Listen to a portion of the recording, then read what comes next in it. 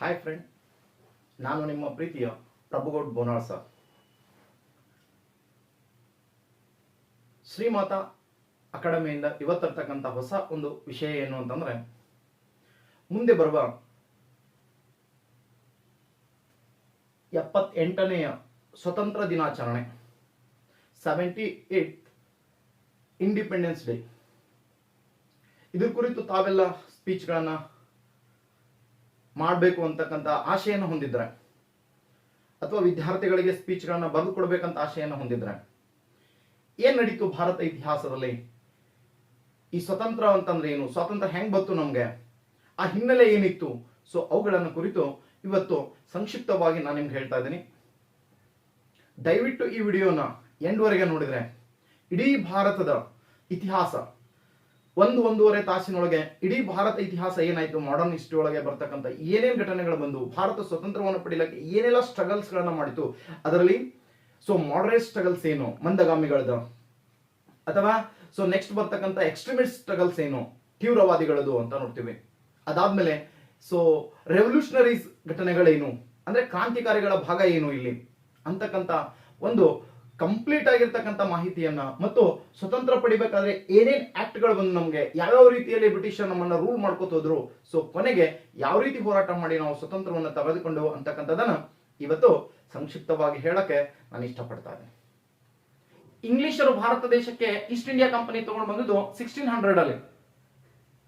1600 East India company start ಆಗಿದ್ದ sir, Bharat ದೇಶ ಸ್ವತಂತ್ರ ಸಿಕ್ಕಿದ್ದು 1947 1947 ಆಗಸ್ಟ್ 15 ಅಂತ ನೋಡ್ತೀವಿ. ಅಲ್ಲಿ ತನಕ ಏನೇನ್ ಘಟನೆಗಳು ನಡೆದು, ಬ್ರೀಫ್ ಒಂದು ಸ್ಟೋರಿನ ಇಂಡಿಪೆಂಡೆನ್ಸ್ ಡೇ ಐತಿಹಾಸಿಕವಾಗಿ ಏನ್ ನಡೆದಿತ್ತು ಅಂತ ಕೇಳಿದ್ರೆ, ಇಯರ್ 1600 ನಿಮ್ಗೆ ಗೊತ್ತಿದೆ, ಈಸ್ಟ್ ಇಂಡಿಯಾ ಕಂಪನಿ ಸ್ಟಾರ್ಟ್ ಆಯ್ತು. ಇಂಗ್ಲೆಂಡ್ ರಾಣಿ ವಿಕ್ಟೋರಿ ಸೊ ಎಲಿಜಬೆತ್ ಇದ್ದಳು ಸರ್. 1600 ಡಿಸೆಂಬರ್ 31ನೇ ತಾರೀಕು ಅವ್ರಿಗೆ ಪರ್ಮಿಷನ್ ಸಿಕ್ತು. ಸೊ ಅದು ಬಂದು ಮೊದಲು ಸುರತ್ ಅಲ್ಲಿ ತನ್ನ ವ್ಯಾಪಾರ ಮಳಿಗೆಯನ್ನು ಕಟ್ಕೋತು. ಜೊತೆಗೆ ಭಾರತದ ದಕ್ಷಿಣ ಭಾರತವನ್ನು ಕ್ಯಾಪ್ಚರ್ ಮಾಡಕ್ಕೆ ಫ್ರೆಂಚರೊಂದಿಗೆ ಹೋರಾಟ ಮಾಡಿ ಅದೇನ್ ಮಾಡಿತು, 3 ಕರ್ನಾಟಕ ಯುದ್ಧಗಳನ್ನ ಮಾಡಿತು. ಸೊ ಉತ್ತರದಲ್ಲಿ ಪ್ಲಾಸಿ ಮತ್ತು ಬಕ್ಸಾರ್ ಅಂತಕ್ಕಂಥ ಕದನಗಳನ್ನ ಮಾಡಿ ಅಲ್ಲಿರ್ತಕ್ಕಂಥ ನವಾಬರನ್ನ ಸೋಲಿಸಿ ಭಾರತದ ಉತ್ತರ ಭಾರತವನ್ನ ಬಂಗಾಳ ಪ್ರಾವಿನ್ಸ್ ಅನ್ನ ಅದು ಕ್ಯಾಪ್ಚರ್ ಮಾಡಿತು ಅಂತ ನಿಮ್ಗೆ ಗೊತ್ತಿರ್ಬೋದು. 1757 ಇಯರ್ 1757 ಪ್ಲಾಸಿಕ್ ಮ್ಯೂಟಿನಿ ನಡೆಯುತ್ತಾ. 1764 ಬಕ್ಸರ್ ವಾರ್ ನಡೆಯುತ್ತೆ. ಈ ಎರಡರಲ್ಲೂ ಅವರು ವಿಜಯಗಳನ್ನಾಗಿ, ಬ್ರಿಟಿಷರು ವಿಜಯಿಯಾಗಿ ಏನಾಗ್ತದೆ, ಬಂಗಾಳದಲ್ಲಿ ಕಂಪ್ಲೀಟ್ ಆಗಿರ್ತಕ್ಕಂಥ ನವಾಬರ ಆಡಳಿತ ಕಡಿಮೆ ಆಗ್ತಾ ಬಂತು ಅಂತ ನೋಡ್ತೀವಿ. 1765 ರಾಬರ್ಟ್ ಕ್ಲೈವ್ ಮತ್ತು ಮೊಘಲ್ ಚಕ್ರವರ್ತಿ ಆಗಿರ್ತಕ್ಕಂಥ 2ನೇ ಶಾ ಆಲಂ ನಡುವೆ ಒಂದು ಟ್ರೀಟಿ ನಡೆಯುತ್ತೆ. ಆ ಟ್ರೀಟಿ ಅಲಹಾಬಾದ್ ಟ್ರೀಟಿ ಅಂತ ಕರಿತೀವಿ. ಭಾರತದಲ್ಲಿ ಬ್ರಿಟಿಷರಿಗೆ ಭದ್ರ ಬುನಾದಿಯನ್ನು ಹಾಕಿಕೊಟ್ಟಂತ ಈ ಒಪ್ಪಂದ ಈ ಅಲಹಾಬಾದ್ ಟ್ರೀಟಿ ಅಂತ ನೋಡ್ತೀವಿ. ಇದರ ಮೂಲಕ ಬ್ರಿಟಿಷರು ಏನ್ ಮಾಡಿದ್ರು ಅಂತ ಕೇಳಿದ್ರೆ, ಈ ಬಂಗಾಳ ಪ್ರಾವಿನ್ಸ್ ಅಲ್ಲಿ ಟ್ಯಾಕ್ಸ್ ಕಲೆಕ್ಷನ್ ಮಾಡತಕ್ಕಂಥ ಪವರ್ನ ಪಡಿತಾರೆ, ದಿವಾನಿ ರೈಟ್ ಅನ್ನು ಪಡೆದ್ರು ಅಂತ ನೋಡ್ತೀವಿ. ಇಲ್ಲೊಂಥರ ಬಂಗಾಳ ಪ್ರಾವಿನ್ಸ್ ಅಲ್ಲಿ ಮೀರ್ ಜಾಫರ್ ರಾಜನಾಗಿದ್ದ. ಸೊ ಬೆಂಗಾಳದ ಪ್ರಾವಿನ್ಸ್ ಅಲ್ಲಿ ಸೊ ಕಂಪನಿ ರೆವಿನ್ಯೂ ಟ್ಯಾಕ್ಸ್ ಅನ್ನ ಕಲೆಕ್ಟ್ ಮಾಡ್ತಾ ಇತ್ತು. ಇದನ್ನ ಡುವಲ್ ಗೌರ್ಮೆಂಟ್ ಸಿಸ್ಟಮ್ ಅಂತ ತರ್ತೀವಿ. ಈ ತರ ಬಂಗಾಳದಲ್ಲಿ ಡುವಲ್ ಗೌರ್ಮೆಂಟ್ ಸಿಸ್ಟಮ್ ಅನ್ನು ತರೋ ಮೂಲಕ ಸರ್ ಏನ್ ಮಾಡಿದ್ರು, ಭಾರತದಲ್ಲಿ ಬ್ರಿಟಿಷರು ತಮ್ಮ ಸಾಮ್ರಾಜ್ಯ ಸ್ಥಾಪನೆಯ ಕನಸನ್ನ ಕಂಡ್ರು ಅಂತ ನೋಡ್ತೀವಿ. ಸರ್ ಅವರು ಒಬ್ಬೊಬ್ಬರು ತಮ್ಮ ಎನಿಮಿಗಳಾಗಿರ್ತಕ್ಕಂಥ, ಅವ್ರಿಗೆ ಶತ್ರುಗಳಾಗಿರ್ತಕ್ಕಂಥ 4 ಆಂಗ್ಲೋ ಮೈಸೂರು ವಾರ್ಗಳನ್ನ ಮಾಡೋ ಮೂಲಕ ಅವ್ರನ್ನ ಏನ್ ಮಾಡ್ತಾರೆ, ಸೊ ಕಂಪ್ಲೀಟ್ ಆಗಿ ಸೋಲಿಸಿ ಒಡೆಯರ ಕೈಯಾಗ ಅಧಿಕಾರ ಕೊಟ್ಟು ಸಹಾಯಕ ಸೇನಾ ಪದ್ಧತಿ ಒಳಪಡಿಸಿರ್ತಾರೆ ನೋಡಿರ್ತೇವೆ. ಅದೇ ರೀತಿಯಲ್ಲಿ ಸೊ ಅವ್ರು ಏನ್ ಮಾಡ್ತಾರೆ, ಈ ಕಡೆ ಮಹಾರಾಷ್ಟ್ರ ಗೊತ್ತಿರ್ಬೇಕು, ಪೇಶ್ವೆಗಳ ಆಡಳಿತ ಇರುತ್ತೆ ಮರಾಠರಲ್ಲಿ. ಸರ್ ಅವರನ್ನು ಕೂಡ ಏನ್ ಮಾಡ್ತಾರೆ, ಸಹಾಯಕ ಸೈನ್ಯ ಪದ್ಧತಿಯನ್ನು ಒಳಪಡಿಸಿ ಆಂಗ್ಲೋ ಮರಾಠ ವಾರಗಳ ಮೂಲಕ ಮರಾಠರನ್ನ ಸೋಲಿಸಿ ಅವರನ್ನು ಕೂಡ ಸಹಾಯಕ ಸೈನ್ಯ ಪದ್ಧತಿ ಅಥವಾ ಸೊ ಸಬ್ಸಿಡರಿ ಅಲೈನ್ಸ್ಗೆ ಜೋಡಿಸ್ಕೊತಾರೆ. ಇದಾದ್ಮೇಲೆ ಅವರು ಕಂಪನಿ ಏನ್ ಮಾಡುತ್ತೆ ಅಂತ ಕೇಳಿದ್ರೆ, ಸೊ ಒಂದು ಪ್ಲೇ ಕಾರ್ಡ್ ಅನ್ನು ಉಡಿಸುತ್ತೆ, ಭಾರತ ದೇಶದಲ್ಲಿ ನಾವು ಕಾನೂನುಗಳ ಮೂಲಕ ಆಡಳಿತವನ್ನ ಮಾಡ್ತೀವಿ. ಕಂಪನಿ ಒಂದು ರೂಲ್ ಅನ್ನ ಪ್ಲೇ ಮಾಡುತ್ತೆ. ಸೊ ಅದೇ ರೆಗ್ಯುಲೇಟಿಂಗ್ ಆಕ್ಟ್ ಅಂತಕ್ಕಂಥ ಫಸ್ಟ್ ಕಾಯ್ದೆಯನ್ನು ಇಂಟ್ರೊಡ್ಯೂಸ್ ಮಾಡೋ ಮೂಲಕ ಇನ್ 1773 1773 ಏನ್ ಮಾಡಿತು, ರೆಗ್ಯುಲೇಟಿಂಗ್ ಆಕ್ಟ್ ಅಂತಕ್ಕಂಥ ಕಾಯ್ದೆಯನ್ನು ಇಂಟ್ರೊಡ್ಯೂಸ್ ಮಾಡುತ್ತೆ. ಈ ರೆಗ್ಯುಲೇಟಿಂಗ್ ಆಕ್ಟ್ ಅಂತಂದ್ರೆ ಕಂಪನಿ ಸೊ ತನ್ನ ಆಡಳಿತಾಂಗದ ಮೇಲೆ ನಿಯಂತ್ರಣವನ್ನ ಹೊಂದುವಂತ ಒಂದು ಕಾಯ್ದೆ ಇದಾಗಿತ್ತು ಅಂತ ನೋಡ್ತೀವಿ. ಯಾವುದು ರೆಗ್ಯುಲೇಟಿಂಗ್ ಆಕ್ಟ್ ಕಾಯ್ದೆ ಆಗಿತ್ತು ಅಂತ ನೋಡ್ತೀವಿ.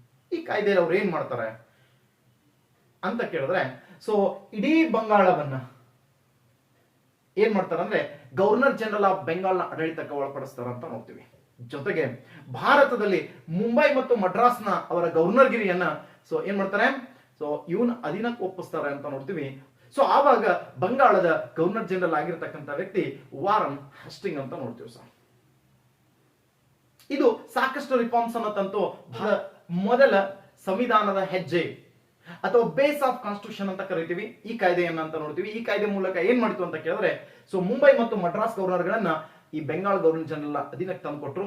ಭಾರತದಲ್ಲಿ ಸೊ ಡುವೆಲ್ ಗವರ್ಮೆಂಟ್ ಸಿಸ್ಟಮ್ ಇತ್ತಲ್ಲ ಬೆಂಗಾಳದಲ್ಲಿ, ಅದನ್ನ ತೆಗೆದುಹಾಕಿ ರಾಜಪ್ರಭುತ್ವವನ್ನು ತೆಗೆದುಹಾಕಿ ಸರ್ ಕಂಪ್ಲೀಟ್ ಆಗಿ ಇಲ್ಲಿ ಕಂಪನಿಯ ಆ ಆಡಳಿತವನ್ನ ಕೂಡ ನೋಡ್ಕೊಳ್ಳೋಕೆ ಸ್ಟಾರ್ಟ್ ಮಾಡಿತು. ಜೊತೆಗೆ ಸೊ ಇನ್ನೊಂದು ಕಾನ್ಸೆಪ್ಟ್ ಅನ್ನ ಮಾಡುತ್ತೆ, ಇಲ್ಲಿ ಸುಪ್ರೀಂ ಕೋರ್ಟ್ ಅನ್ನು ಇಂಟ್ರೊಡ್ಯೂಸ್ ಮಾಡುತ್ತೆ ಅಂತ ನೋಡ್ತೀವಿ ಸರ್. ಬೆಂಗಾಳದಲ್ಲಿ ಒಂದು ಸುಪ್ರೀಂ ಕೋರ್ಟ್ ಅನ್ನು ಸ್ಟಾರ್ಟ್ ಮಾಡ್ತಾರೆ. ಅದು 74 ಅಲ್ಲಿ ಸ್ಟಾರ್ಟ್ ಆಗುತ್ತೆ. ಜನರಲ್ ಎಲಿಜಾ ಇಂಪೆ ಚೀಫ್ ಜಸ್ಟಿಸ್ ಆಗಿರ್ತಾರಲ್ಲಿ ಅಂತ ನೋಡ್ತೀವಿ. ಸೊ ಈ ಮೂಲಕ ಭಾರತದಲ್ಲಿ ನ್ಯಾಯಾಂಗೀಯ ಆಡಳಿತವನ್ನ ನಾವು ತರ್ತೀವಿ, ನ್ಯಾಯಾಂಗ ಸುಧಾರಣೆಗಳನ್ನ ಮಾಡ್ತೀವಿ ಅಂತಕ್ಕಂಥ ಡೆವಲಪ್ಮೆಂಟೇಷನ್ ಅನ್ನ ಹೇಳಿ ಸೊ ಏನ್ ಮಾಡ್ತಾರೆ, ಆಡಳಿತವನ್ನ ಸ್ಟಾರ್ಟ್ ಮಾಡಕತ್ತರು ಅಂತ ನೋಡ್ತೀವಿ ಸರ್. ಇದಾದ ನಂತರದಲ್ಲಿ ಸೆವರಲ್ ಆಕ್ಟ್ಸ್ ಗಳು ಬರ್ತವೆ ಕಂಪ್ನಿದ ಸರ್. ಅವುಗಳಲ್ಲಿ ಪ್ರಮುಖವಾಗಿ ಆಕ್ಟ್ ಮತ್ತು ಅದರಲ್ಲಿ ಆಗ್ತಕ್ಕಂಥ ಬದಲಾವಣೆ ಏನೇನಾಗಿದ್ದು ಸಮ್ ಬ್ರೀಫ್ ಆಗಿ ಒಂದು ಕಾನ್ಸೆಪ್ಟ್ ನೋಡ್ಕೊಂಡು ಬರೋಣ ಅಂತ ಸರ್. ಇದಕ್ಕೆ ರಿಫಾರ್ಮ್ಸ್ ಅನ್ನ ತರಬೇಕು ಅಂತ, ಇದಕ್ಕೆ ಸುಧಾರಣೆಯನ್ನ ತರಬೇಕಂತ ಹೇಳಿ ಸರ್ 1784 ಅಲ್ಲಿ ಏನ್ ಮಾಡ್ತಾರೆ, ಪಿಟ್ಸ್ ಇಂಡಿಯನ್ ಆಕ್ಟ್ ಅಂತ ತರ್ತಾರೆ ಸರ್. ಪಿಟ್ಸ್ ಇಂಡಿಯನ್ ಆಕ್ಟ್ ಅಂತ ತರ್ತಾರೆ. ಸೊ ಆ ಪಿಟ್ಸ್ ಇಂಡಿಯನ್ ಆಕ್ಟ್ ಅಲ್ಲಿ ಏನ್ ಮಾಡಿರ್ತಾರೆ ಅಂತ ಕೇಳಿದ್ರೆ, ಸಾಕಷ್ಟು ಈ 1773 ದಲ್ಲಿ ಇರ್ತಕ್ಕಂಥ ಆಕ್ಟ್ ಆಗಿರ್ತಕ್ಕಂಥ ಬದಲಾವಣೆಗಳನ್ನ ಮಾಡ್ತಾರೆ. ಜೊತೆಗೆ ಈ ಕಾರನ್ ವಾಲಿಸ್ ಭಾರತ ದೇಶಕ್ಕೆ ಬರಬೇಕಾದ್ರೆ ಕೆಲವೊಂದು ಡಿಮ್ಯಾಂಡ್ಸ್ ಇಟ್ಟಿರ್ತಾನೆ ಸರ್ ಗವರ್ನರ್ ಜನರಲ್ ಆಗಿ ಬರಬೇಕಾದ್ರೆ ಸರ್. ಅದನ್ನ ಫುಲ್ಫಿಲ್ ಮಾಡೋಕೋಸ್ಕರ ಇದಕ್ಕೆ ಏನ್ ಮಾಡ್ತಾರೆ ಅಂದ್ರೆ, ಪ್ರಪ್ರಥಮ ಬಾರಿಗೆ ಕಂಪನಿಯ ಆಡಳಿತದಲ್ಲಿ ನೋಡ್ರಿ, ಕಂಪನಿಯ ಅಫೇರ್ಸ್ ಗಳಲ್ಲಿ ಸರ್ ರಾಣಿ ಹಸ್ತಕ್ಷೇಪ ನಡೀತು ಅಂತ ನೋಡ್ತೀವಿ, ಅಥವಾ ಸರ್ಕಾರದ ಹಸ್ತಕ್ಷೇಪ ನಡೀತು ಅಂತ ನೋಡ್ತೀವಿ. ಈ ರೀತಿ ಏನ್ ಮಾಡಿತು, ಕಂಪನಿಯ ಆಡಳಿತಗಳಲ್ಲಿ ಇಂಗ್ಲೆಂಡ್ ರಾಜರ ಅಥವಾ ರಾಣಿಯ ಆಡಳಿತದ ಕೆಲವು ಮೆಂಬರ್ಸ್ ಅನ್ನ ಏನ್ ಮಾಡ್ತಾರೆ, ಕೋರ್ಟ್ ಆಫ್ ಡೈರೆಕ್ಟರ್ಗೆ ಏನ್ ಮಾಡ್ತಾರೆ, ರೆಕಮೆಂಡೇಶನ್ ಮಾಡ್ತಾರ ಅಂತ ನೋಡ್ತೀವಿ ಸರ್. ಹೀಗೆ ಸಾಕಷ್ಟು ಏನಾಯ್ತು, ಅವರಲ್ಲಿ ರಿಫಾರ್ಮ್ಸ್ ಗಳನ್ನ ಮಾಡಿಕೊಂಡು ಈ ಆಕ್ಟ್ ಅನ್ನು ಇಂಟ್ರೊಡ್ಯೂಸ್ ಮಾಡಿದ್ರು. ಇದು ಎರಡೂ ಆಕ್ಟ್ ಬಂದಾಗೂ ಕೂಡ ವಾರನ್ ಹಸ್ಟಿಂಗ್ ಏನಿರ್ತಾನೆ, ಸೊ ಭಾರತ ದೇಶದ ಗವರ್ನರ್ ಜನರಲ್ ಆಗಿರ್ತಾನೆ. ಸರಿ, ಯಾವಾಗ ಈ ಆಕ್ಟ್ ಬಂತು ನೋಡ್ರೆ, ಆವಾಗ ಕಾರ್ನ್ ವಾಲಿಸ್ ಏನ್ ಮಾಡ್ತಾನೆ, ಭಾರತದ ಗವರ್ನರ್ ಜನರಲ್ ಆಗಿ ಬರ್ತಾನೆ. ಸೊ ಈತ ಬರ್ಬೇಕಾದ್ರೆ ಅಮೆರಿಕಾದ ಫ್ರೀಡಮ್ ವಾರ್ ನಡೆದಿರುತ್ತೆ, ಯಾರ್ಕ್ ಟೌನ್ ಕದನ ಅಂತ ನಡೆಯುತ್ತೆ ಜಾರ್ಜ್ ವಾಷಿಂಗ್ಟನ್ ಮತ್ತು ಕಾರ್ನ್ ವಾಲಿಸ್ ನಡುವೆ. ಸೊ ಅವಾಗ ಕಾರ್ನ್ ವಾಲಿಸ್ ಸೋತು ಸೊ ಅಮೆರಿಕ ದೇಶಕ್ಕೆ ಸ್ವಾತಂತ್ರ್ಯವನ್ನು ಕೊಟ್ಟು ಬಂದಿರ್ತಾರೆ ವಾಪಸ್. ಆ ಸೋತು ಬಂದಿರತಕ್ಕಂಥ ವ್ಯಕ್ತಿಗೆ ಭಾರತ ಗವರ್ನರ್ ಜನರಲ್ ನ ಕೊಡ್ತಾರೆ. ಸೊ ಆತನೇ ಕಾರ್ನ್ ವಾಲಿಸ್ ಅಂತ ನೋಡ್ತೀವಿ. ಇವ ಬಂದ ತಕ್ಷಣ ಏನ್ ಮಾಡ್ತಾನಂದ್ರೆ, ಬಹಳಷ್ಟು ಸುಧಾರಣೆಗಳನ್ನ ಮಾಡುವಂತ ಕನಸನ್ನ ಕಂಡು ಬರ್ತಾನೆ. ಸೊ ಜೊತೆಗೆ ಬಹಳಷ್ಟು ಸುಧಾರಣೆಗಳು ಕೂಡ ಇಲ್ಲಿ ಮಾಡ್ತಾನೆ ಅಂತ ನೋಡ್ತೀವಿ. ಪ್ರೈವೇಟ್ ವರ್ಕಿಂಗ್ ಮಾಡ್ತಕ್ಕಂಥ ಕಂಪನಿಯ ನೌಕರರ ಸೊ ಏನ್ ಮಾಡ್ತಾನೆ, ಪ್ರೈವೇಟ್ ವರ್ಕಿಂಗ್ ಮಾಡೋದಾಗ್ಲಿ, ಲಂಚಗಳನ್ನು ಇಸ್ಕೊಳ್ಳೋದಾಗ್ಲಿ, ಏನಂದ್ರೆ ಗಿಫ್ಟ್ ಗಳನ್ನ ಇಸ್ಕೊಳ್ಳೋದಾಗ್ಲಿ ಬಂದ್ ಮಾಡ್ತಾನೆ. ಜೊತೆಗೆ ಭಾರತದಲ್ಲಿ ಸಿವಿಲ್ ಸರ್ವಿಸಸ್ ಅನ್ನ ಇಂಟ್ರೊಡ್ಯೂಸ್ ಮಾಡಿದಂತ ವ್ಯಕ್ತಿನಿ ಈತ ಅಂತ ನೋಡ್ತೀವಿ. ಭಾರತ ದೇಶದಲ್ಲಿ ಸೊ ನಾಗರಿಕ ಸೇವೆಗಳ ಪಿತಾಮಹ ಅಂತ ಈತನನ್ನ ಕರಿತೀವಿ. ಇಲ್ಲಿ ಭಾರತ ದೇಶದಲ್ಲಿ ನಾಗರಿಕ ಸೇವೆ ಏನೋ ಬತ್ತು, ಆದ್ರೆ ಅದಕ್ಕೆ ಪರೀಕ್ಷೆಗಳ ಮೂಲಕ ಕಾಂಪಿಟೇಷನ್ ಎಕ್ಸಾಮ್ ನಡೆದು ಅದ್ರ ಮೂಲಕ ವ್ಯಕ್ತಿಗಳ ಆಯ್ಕೆ ಅಂತ ಇರ್ಲಿಲ್ಲ. ಸೊ ಇಲ್ಲಿ ಏನ್ ಮಾಡ್ತಿತ್ತು ಅಂದ್ರೆ, ಈ ಬೋರ್ಡ್ ಆಫ್ ಡೈರೆಕ್ಟರ್ಸ್ ಏನಿತ್ತಲ್ಲ, ಸೊ ಅದೇನ್ ಮಾಡಿತ್ತು ಅಂತ ಕೇಳಿದ್ರೆ, ಸೊ ತಮಗೆ ಬೇಕಾಗಿರ್ತಕ್ಕಂಥ ವ್ಯಕ್ತಿಗಳನ್ನ ಸೆಲೆಕ್ಟ್ ಮಾಡಿ ನೌಕರಿಯನ್ನ ತಗೋತಿದ್ದ ಹೊರತು ಸರ್ ಇಲ್ಲಿ ಏನಾಗ್ಲಿಲ್ಲ, ಯಾವುದೇ ರೀತಿಯ ಅಂತ ಮಹತ್ತರವಾದ ಬದಲಾವಣೆಯನ್ನಾಗ್ಲಿಲ್ಲ. ಬಟ್ ನಾಗರಿಕ ಸೇವೆಗಳು ಅಂತಕ್ಕಂಥ ಒಂದು ಹುದ್ದೆ ಬಂತು. ಅದಾದ ನಂತರದಲ್ಲಿ ಅದೇ ಕಾಯ್ದೆ ಅಡಿಯಲ್ಲಿ ಅಥವಾ ಈ ಒಂದು ವಿಚಾರದಲ್ಲಿ ಅವ್ರೇನ್ ಮಾಡ್ತಾರೆ, ಆಧುನಿಕ ಪೊಲೀಸ್ ವ್ಯವಸ್ಥೆಯನ್ನು ಮಾಡ್ತಾರೆ. ದಾರೋಗ, ಸೊ PSI ಅಂತ ಕರೀತೀವಿ, ಸೂಪರಿಂಟೆಂಡೆಂಟ್ ಆಫ್ ಪೊಲೀಸ್, ಡಿಸಿ ಹುದ್ದೆಯನ್ನು ಸೃಷ್ಟಿ ಮಾಡ್ತಾರೆ ಅಂತ ನೋಡ್ತೀವಿ. ಡಿಸ್ಟ್ರಿಕ್ಟ್ ಕಲೆಕ್ಟರ್ ಅಂತ ಕರಿತೀವಿ ನೋಡ್ರಿ ಇವತ್ತು. ಸೊ ಆ ಹುದ್ದೆಯನ್ನು ಕೂಡ ಡಿಸ್ಟ್ರಿಕ್ಟ್ ಕಲೆಕ್ಟರ್ ಹುದ್ದೆಗಳನ್ನ ಆ ಕಾಲದಲ್ಲಿ ಅವರು ಸೃಷ್ಟಿ ಮಾಡಿದ್ರು ಅಂತ ನೋಡ್ತೀವಿ ಸರ್. ಇದು ಆಡಳಿತಾಂಗದ ಸುಧಾರಣೆಯ ಒಂದು ಭಾಗವಾಗಿತ್ತು. ನ್ಯಾಯಾಂಗೀಯ ವ್ಯವಸ್ಥೆಯನ್ನು ಇವರು ಸುಧಾರಣೆ ಮಾಡ್ತಾರೆ. ಇವರು ಮಾಡಿರ್ತಕ್ಕಂಥ ಈ ಒಂದು ಜುಡಿಷಿಯರಿ ಸುಧಾರಣೆಗಳನ್ನ ನಾವು ಕಾರ್ನ್ ವಾಲಿಸ್ ಕೋಡ್ ಅಂತ ಕೂಡ ಕರಿತೀವಿ. ಜೊತೆಗೆ ಇವ್ರು ಏನ್ ಮಾಡ್ತಾರೆ ಅಂದ್ರೆ, ಭಾರತ ದೇಶದಲ್ಲಿ ಸೊ ಒಂದು ಟ್ಯಾಕ್ಸಸ್ ಸಿಸ್ಟಮ್ ಅನ್ನ ತರ್ತಾರೆ. ಯಾವುದು ಅಂತ ಕೇಳಿದ್ರೆ ಪರ್ಮನೆಂಟ್ ಸೆಟಲ್ಮೆಂಟ್ ಆಕ್ಟ್ ಅಂತ ತರ್ತಾರೆ. ಪರ್ಮನೆಂಟ್ ಸೆಟಲ್ಮೆಂಟ್ ಆಕ್ಟ್ ಅಥವಾ ಸೊ ಜಮೀನ್ದಾರಿ ಪದ್ಧತಿ ಅಥವಾ ಕಾಯಂ ಗುತ್ತಾ ಪದ್ಧತಿ ಅಂತಕ್ಕಂಥ ಭಾರತದಲ್ಲಿ ಇಂಟ್ರೊಡ್ಯೂಸ್ ಮಾಡಿದವನೇ ಕಾರ್ನ್ ವಾಲಿಸ್ ಅಂತ ನೋಡ್ತೀವಿ. ಈ ಜಮೀನ್ದಾರಿ ಸಿಸ್ಟಮ್ ಅನ್ನ ಭಾರತಕ್ಕೆ ಇಂಟ್ರೊಡ್ಯೂಸ್ ಮಾಡ್ತಾರೆ. ಟ್ಯಾಕ್ಸ್ ಕಲೆಕ್ಷನ್ ಅಲ್ಲಿ ಜಮೀನ್ದಾರರ ಮಧ್ಯವರ್ತಿಗಳಾಗಿ ಸೊ ಏನ್ ಮಾಡ್ತಿರೋ, ಭಾರತದ ಈ ಭೌಗೋಳಿಕ ಪ್ರದೇಶವನ್ನ ಜಮೀನ್ದಾರಿಗೆ ಹಂಚಿಕೊಡ್ತಿರೋ, 10 ವರ್ಷಗಳಿಗೆ ಅಂತ ಮೊದಲು ಹೇಳಿದ್ರೆ, ನಂತರ ಪರ್ಮನೆಂಟ್ ಆಗಿ ಜಾಯಮಾನ ಇರೋ ತನಕ ನೀವೇ ಇಷ್ಟು ಟ್ಯಾಕ್ಸ್ ಅನ್ನ ಫಿಕ್ಸ್ ಮಾಡ್ತಾರೆ, ಅಷ್ಟು ಟ್ಯಾಕ್ಸ್ ಅನ್ನ ಸರ್ಕಾರ ಕಟ್ಟಿ ಉಳಿದನ್ನ ಜಮೀನ್ದಾರ ಉಳಿಸ್ಕೋಬಹುದಾಗಿತ್ತು ಅಂತ ನೋಡ್ತೀವಿ ಸರ್. ಈ ರೀತಿಯಾಗಿರ್ತಕ್ಕಂಥ ಒಂದು ವಿಶೇಷವಾಗಿರ್ತಕ್ಕಂಥ ಒಂದು ಟ್ಯಾಕ್ಸ್ ಸಿಸ್ಟಮ್ ಅನ್ನ ಇವನು ಇಂಟ್ರೊಡ್ಯೂಸ್ ಮಾಡಿದ. ಸೊ ಇದಾದ ನಂತರದಲ್ಲಿ ನೆಕ್ಸ್ಟ್ ಅವ್ರು ಏನ್ ಮಾಡ್ತಾರೆ ಅಂದ್ರೆ ಒಂದೊಂದಾಗಿ ಚಾರ್ಟರ್ ಆಕ್ಟ್ ಗಳನ್ನ ಸ್ಟಾರ್ಟ್ ಮಾಡ್ತಾರೆ ಸರ್. ಭಾರತ ದೇಶವನ್ನ ಕಂಟ್ರೋಲಿಂಗ್ ಮಾಡ್ಬೇಕಲ್ಲ, ಸೊ ರೆಗ್ಯುಲೇಟ್ ಮಾಡ್ಬೇಕಲ್ಲ ಸರ್, ಅದಕ್ಕೋಸ್ಕರ ಚಾರ್ಟರ್ ಆಕ್ಟ್ ಗಳು ಬರ್ತವೆ. ಪ್ರತಿ 20 ವರ್ಷಗಳಿಗೆ ಒಂದ್ಸಲ ಏನಂದ್ರೆ ಸರ್ ಆಕ್ಟ್ ಗಳನ್ನ ಬದಲಾವಣೆ ಮಾಡ್ಕೊಂಡು ಬರ್ತಾರೆ. ಅದರಲ್ಲಿ ಮೊದಲ ಚಾರ್ಟರ್ ಆಕ್ಟ್ ಬರುತ್ತೆ 1793 ಅಲ್ಲಿ. ಸೊ ಮೊದಲ ಚಾರ್ಟರ್ ಆಕ್ಟ್ ಬರುತ್ತೆ 1793 ರಲ್ಲಿ. ಈ 1793 ಆಕ್ಟ್ ಫಸ್ಟ್ ಚಾರ್ಟರ್ ಆಕ್ಟ್ ಅಂತ ನೋಡ್ತೀವಿ. ಇದರಲ್ಲಿ ಕಂಪನಿಗೆ ಸೊ ಮತ್ತೆ ಮೋನೋಪಾಲಿಸಿಯನ್ನ ಕೊಡ್ತಾರೆ. 20 ವರ್ಷಗಳವರೆಗೆ ಕಂಪ್ಲೀಟ್ ಆಗಿರತಕ್ಕಂತ ಸೊ ಫಾರಿನ್ ಮೋನೋಪಾಲಿಸಿಯನ್ನ ಕೊಡ್ತಾರೆ. ಭಾರತದೊಂದಿಗೆ ಯಾರೇ ವ್ಯಾಪಾರ ಮಾಡಬೇಕಾದ್ರೂ ಸೊ ಅದು ಬ್ರಿಟಿಷರಿಂದ ಕೇಳಿ ಮಾಡಬೇಕು ಅಥವಾ ಈಸ್ಟ್ ಇಂಡಿಯಾ ಕಂಪನಿಗೆ ಸರ್ವಾಧಿಕಾರವನ್ನ ಕೊಟ್ಟರು ಅಂತ ನೋಡ್ತೀವಿ. ಮೋನೋಪಾಲಿಸಿಯನ್ನ ಕೊಡ್ತಾರೆ. ಭಾರತದೊಂದಿಗೆ ಯಾರು ವ್ಯಾಪಾರ ಮಾಡಬೇಕಾದ್ರೆ ಸರ್ ಅವ್ರಿಗೆ ಕೇಳೇ ಮಾಡ್ಬೇಕಾ. ಸೊ ವಿದೇಶಿಯ ವ್ಯಾಪಾರದ ಕಂಪ್ಲೀಟ್ ಆಗಿರ್ತಕ್ಕಂಥ ಪರ್ಮಿಷನ್ 20 ವರ್ಷಗಳವರೆಗೆ ಈಸ್ಟ್ ಇಂಡಿಯಾ ಕಂಪನಿ ಮತ್ತೆ ಪಡ್ಕೊಳ್ಳುತ್ತೆ ಇಂಗ್ಲೆಂಡ್ ಸರ್ಕಾರದಿಂದ ಅಂತ ನೋಡ್ತೀವಿ ಸರ್. ಇದಾದ್ಮೇಲೆ ಮತ್ತೇನು ವಿಶೇಷತೆಗಳು ಅಂತ ಕೇಳಿದ್ರೆ ಪ್ರತಿ 20 ವರ್ಷಕ್ಕೊಂದ್ಸಲ ಏನಾಗಬೇಕು, ಸೊ ಇದು ಚೇಂಜ್ ಆಗ್ಬೇಕು ಅಂತ ಆಯ್ತು. ಸೊ ಜೊತೆಗೆ ಏನಾಯ್ತು ಅಂತ ಕೇಳಿದ್ರೆ 1793 ಆದ ನಂತರದಲ್ಲಿ 20 ವರ್ಷದ ನಂತರ 1813 ನಲ್ಲಿ 1813ರಲ್ಲಿ ಸೊ ಸೆಕೆಂಡ್ ಚಾರ್ಟರ್ ಆಕ್ಟ್ ಬರುತ್ತೆ. ಇದರಲ್ಲಿ ಸ್ವಲ್ಪ ಬದಲಾವಣೆಗಳಾಗಿತ್ತು ಅಂತ ನೋಡ್ತೀವಿ. ಏನ್ ಸರ್ ಅಂತ ಕೇಳಿದ್ರೆ ಸರ್ ನಮ್ಮ ದೇಶದಲ್ಲಿ ಈ ಒಂದು ಶೈಕ್ಷಣಿಕ ಕ್ರಾಂತಿ ಆಗ್ಬೇಕು ಸರ್, ನಮ್ಮಲ್ಲಿ ಶಾಲೆಗಳ ಸ್ಟಾರ್ಟ್ ಆಗಬೇಕು, ವೆರ್ನಾಕ್ಯುಲರ್ ಸ್ಕೂಲ್ಗಳನ್ನ ಸ್ಟಾರ್ಟ್ ಮಾಡ್ಕೋಬೇಕು, ಅಂದ್ರೆ ದೇಶೀಯ ಭಾಷೆಯ ಶಿಕ್ಷಣ ಸಂಸ್ಥೆಗಳನ್ನ ಸ್ಟಾರ್ಟ್ ಮಾಡ್ಕೋಬೇಕು ಅಂತ ಒಂದಿಷ್ಟು ಜನ ಬೇಡಿಕೆಯನ್ನು ಇಟ್ಟಿದ್ರು. ಅದಕ್ಕೆ ಈ ಬೇಡಿಕೆಯನ್ನು ಫುಲ್ಫಿಲ್ ಮಾಡೋಕೆ ಭಾರತ ದೇಶದಲ್ಲಿ ವೆರ್ನಾಕ್ಯುಲರ್ ಸ್ಕೂಲ್ ವ್ಯವಸ್ಥೆಯನ್ನ ಜಾರಿ ತರ್ತಾರೆ. ಜೊತೆಗೆ ಏನ್ ಮಾಡ್ತಾರೆ ಅಂದ್ರೆ ಶಾಲಾ ಕಟ್ಟಡಗಳ ಕೊರತೆ ಆದಾಗ ದೇವಸ್ಥಾನಗಳನ್ನ ಶಾಲೆಗಳನ್ನಾಗಿ ಪರಿವರ್ತನೆ ಮಾಡ್ಕೋಬಹುದು, ಅಲ್ಲಿ ನೀವು ಶಾಲೆಗಳನ್ನ ಕಲಿಸಬಹುದು ಅನ್ನುವಂತ ಒಂದು ಸರ್ ಕಾನ್ಸೆಪ್ಟ್ ಇದರಲ್ಲಿ ಇರ್ತದೆ. ಅದ್ರ ಜೊತೆಗೆ ಸರ್ ಭಾರತ ದೇಶದಲ್ಲಿ ಇಲ್ಲಿ ತನಕ ಬ್ರಿಟಿಷರು ಏನ್ ಮಾಡ್ತಿರ್ಲಿಲ್ಲ ಅಂದ್ರೆ ಕ್ರಿಶ್ಚಿಯನ್ ರಿಲಿಜಿಯನ್ ಪ್ರಾಪಗೇಷನ್ ಮಾಡಕ್ಕೆ ಅವಕಾಶ ಕೊಟ್ಟಿರಲಿಲ್ಲ. ಬಟ್ ಈ ಕಾಯ್ದೆ ಮೂಲಕ ಎಲ್ಲಾ ಧರ್ಮೀಯರು ತಮ್ಮ ಧರ್ಮವನ್ನ ಮುಕ್ತವಾಗಿ ಪ್ರಚಾರ ಮಾಡಬಹುದು.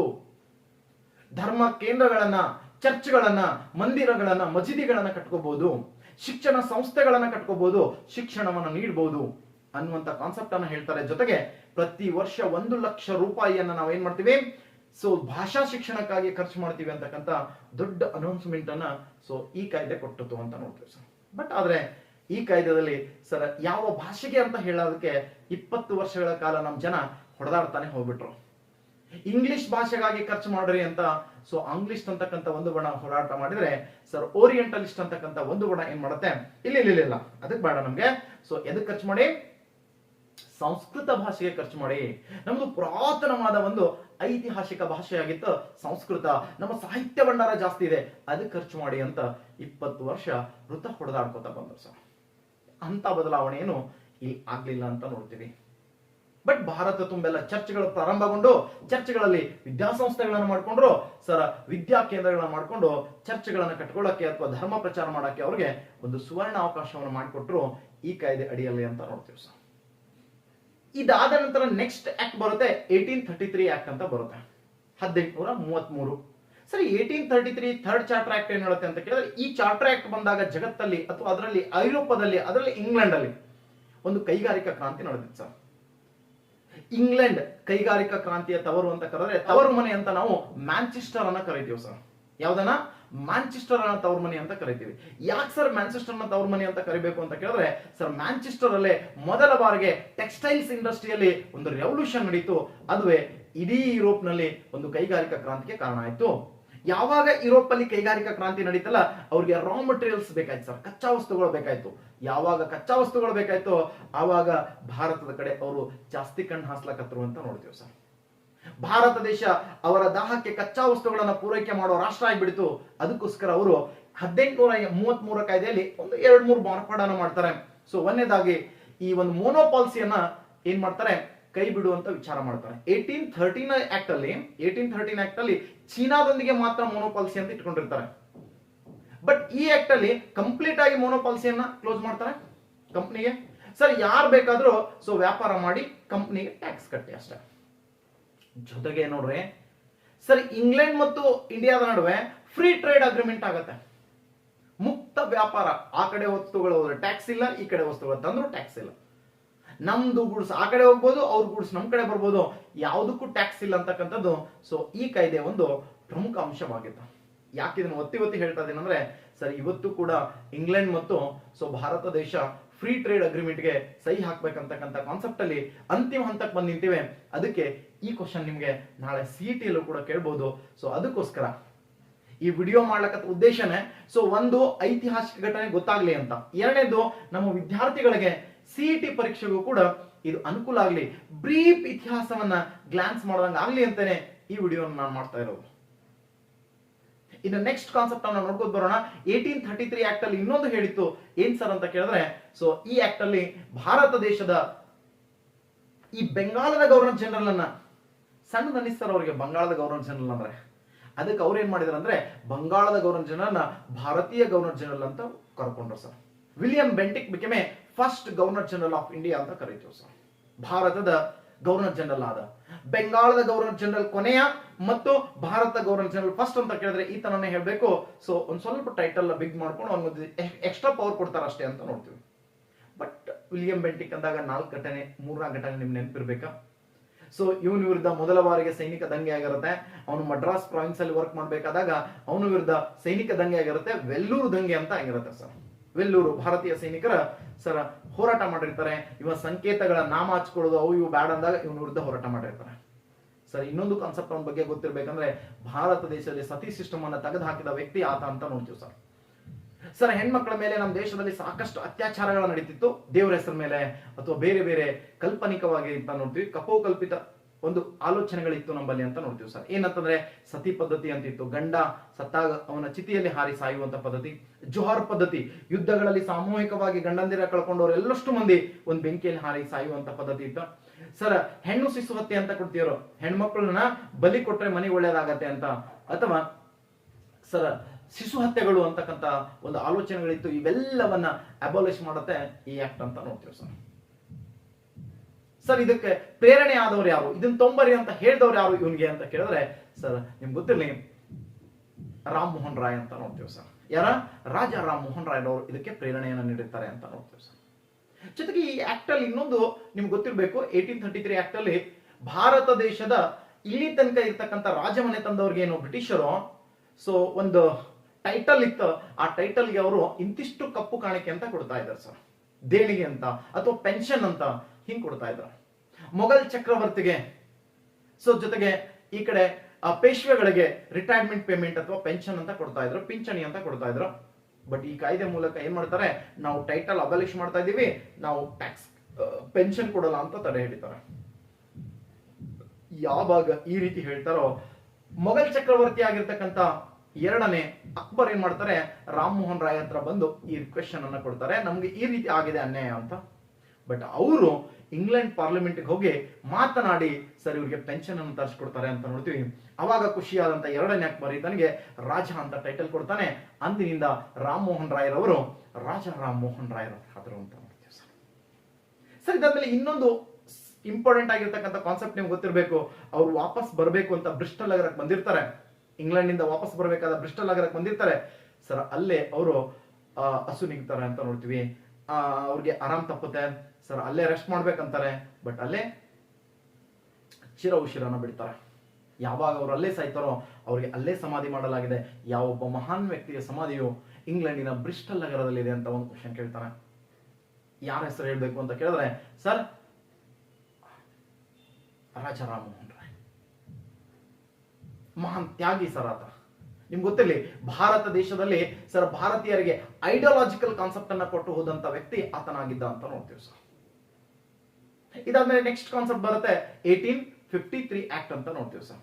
1853 ಆಕ್ಟ್ ಬಂದಾಗ ಭಾರತ ದೇಶದಲ್ಲಿ ಗವರ್ನರ್ ಜನರಲ್ ಆಗಿದ್ದವನು ಯಾರು ಅಂತ ಕೇಳಿದ್ರೆ ಭಾರತ ಅತ್ಯಂತ ಕಿರಿಯ ಗವರ್ನರ್ ಜನರಲ್ ಆಗಿರ್ತಕ್ಕಂಥ ಡಾಲ್ಹೌಸಿ ಇರ್ತಾರೆ.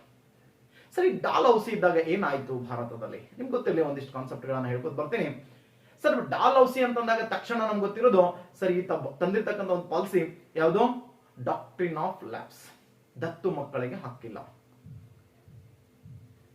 ಜೊತೆಗೆ ಪ್ರದೇಶಗಳನ್ನ ಆಕ್ರಮಣ ಮಾಡಿಕೊಳ್ಳುವ ಉದ್ದೇಶಕ್ಕೋಸ್ಕರ ನೀವು ಏನ್ ಹೇಳ್ತಾನೆ, ಅಲ್ಲಿ ಆಡಳಿತ ಸರಿ ಇಲ್ಲ, ದುರಾಡಳಿತ ನೆಪವೊಡ್ಡಿ ಪ್ರದೇಶಗಳನ್ನ ಆಕ್ರಮಣ ಮಾಡಿಕೊಳ್ಳೋದು. ಟೈಟಲ್ ಅಬಾಲಿಷನ್ ಅಂತ ತರ್ತಾನೆ. ಯಾರು ಕೂಡ ಟೈಟಲ್ ಹೊಂದಂಗಿಲ್ಲ, ನಾವು ಟೈಟಲ್ಗಾಗಿ ಪೆನ್ಷನ್ ಕೊಡಲ್ಲ, ಮತ್ತು ನೀವು ಹೊಂದಿರತಕ್ಕಂಥ ಎಲ್ಲಾ ಅರಮನೆಗಳನ್ನ ನಮ್ಗೆ ಬಿಟ್ಕೊಡ್ಬೇಕು ಕಂಪ್ನಿಗೆ ಅಂತ ಹೇಳಿ ಏನ್ ಮಾಡ್ತಾನೆ, ದೆಹಲಿ ಮೊಘಲ್ ಚಕ್ರವರ್ತಿ ಆಗಿರ್ತಕ್ಕಂಥ 2ನೇ ಬಹದ್ದೂರ್ ಶಾನನ್ನೇ ಹೊರಗಾಕಿ ಕೆಂಪುಕೋಟೆಗೆ ಬೀಗ ಹಾಕ್ತಾನೆ. ಜೊತೆಗೆ ನಾನಾ ಸಾಹೇಬನನ್ನ, ಪೇಶ್ವೆ 2ನೇ ಬಾಜಿರಾಯನ ದತ್ತುಪುತ್ರನಾಗಿರ್ತಕ್ಕಂಥ ನಾನಾ ಸಾಹೇಬನನ್ನ ಹೊರಗಾಕಿ ಕಾನ್ಪುರ್ ಕೋಟೆಗೆ ಕೀಲಿ ಹಾಕೊಂಡು ಬರ್ತಾನಂತ ನೋಡ್ತೀವಿ ಸರ್.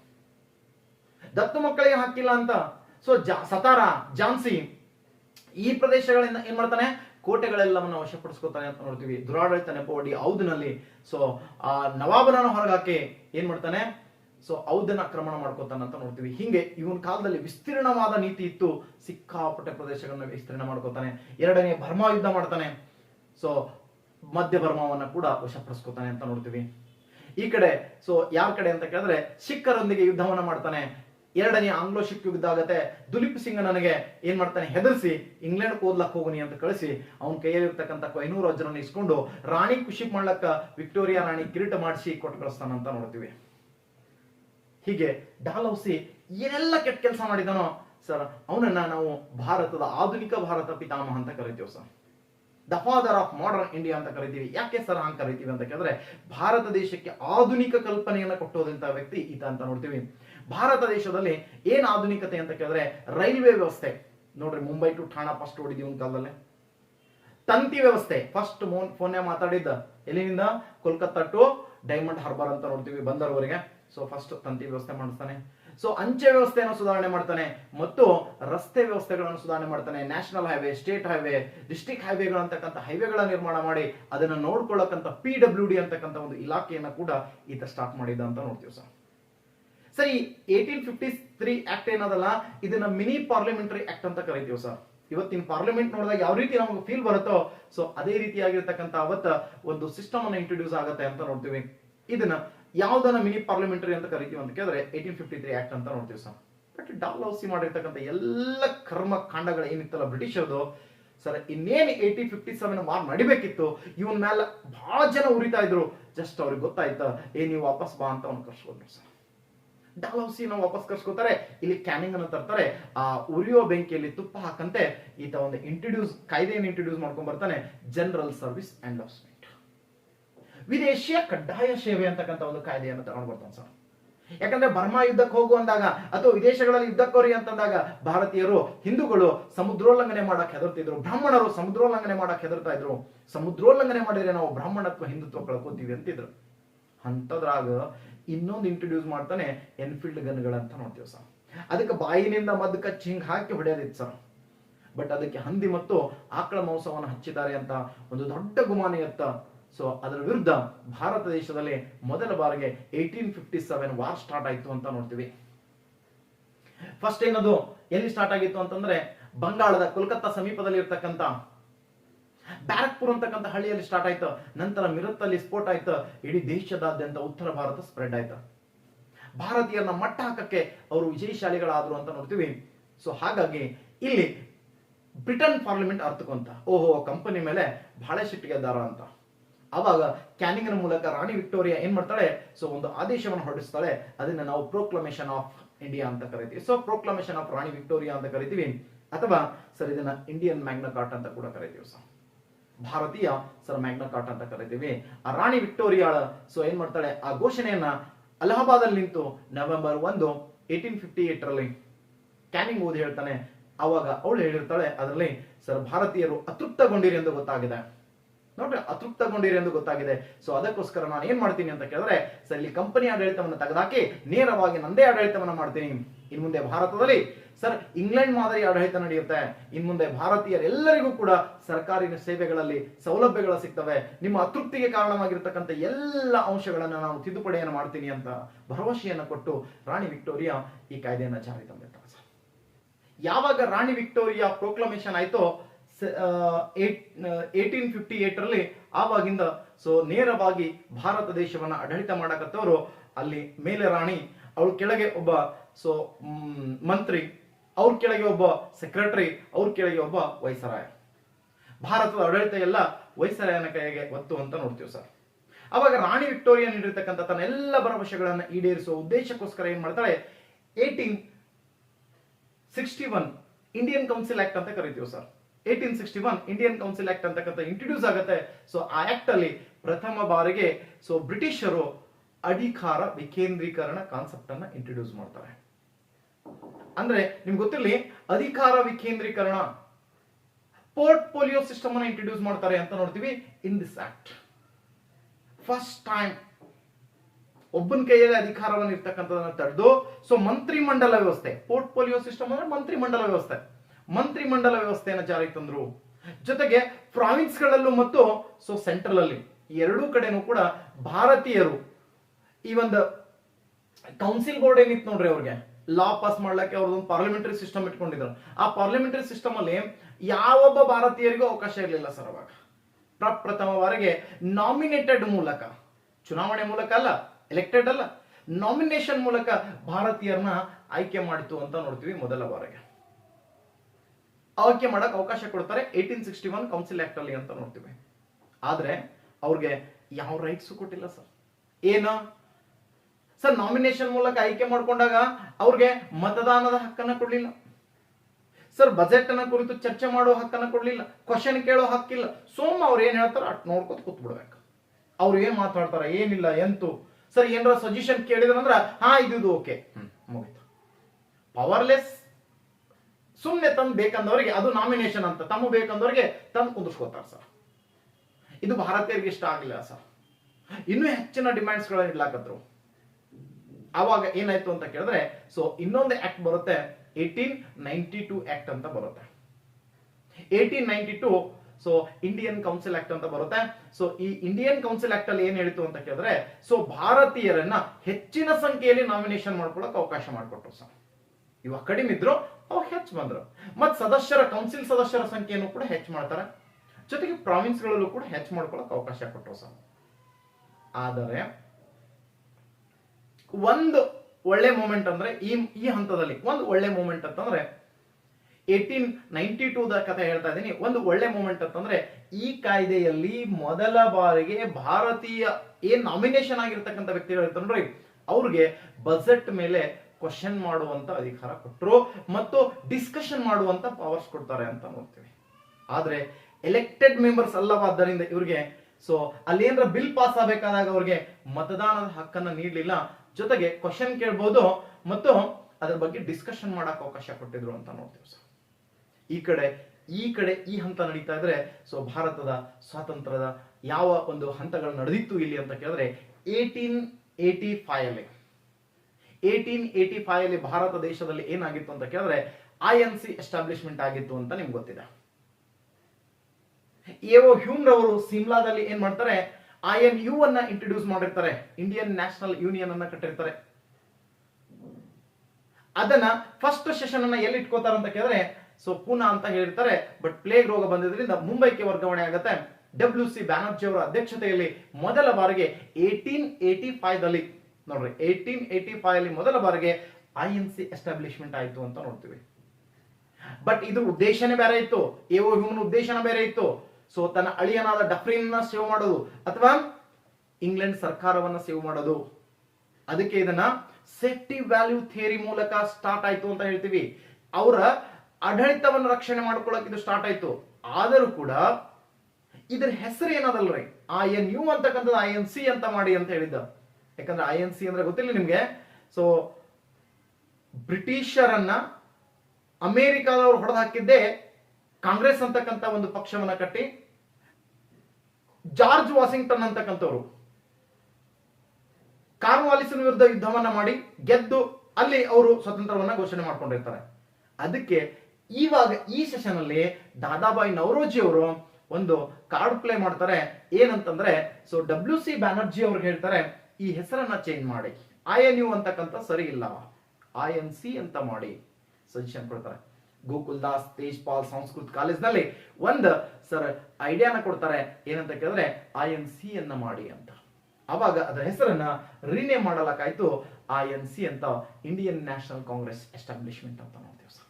ಗೊತ್ತಿರಲಿ ಸರ್, ಈಗ ನಾನು ಹೇಳ್ಕೊತ ಹೋಗೋ ಕಥೆಗಳಲ್ಲಿ ಸರ್ INCನೂ ಕೂಡ ಜೊತೆ ತಗೊಂಡು ಹೋಗೋಣ ಏನೇನ್ ಘಟನೆಗಳು ನಡೀತು ಅಂತ.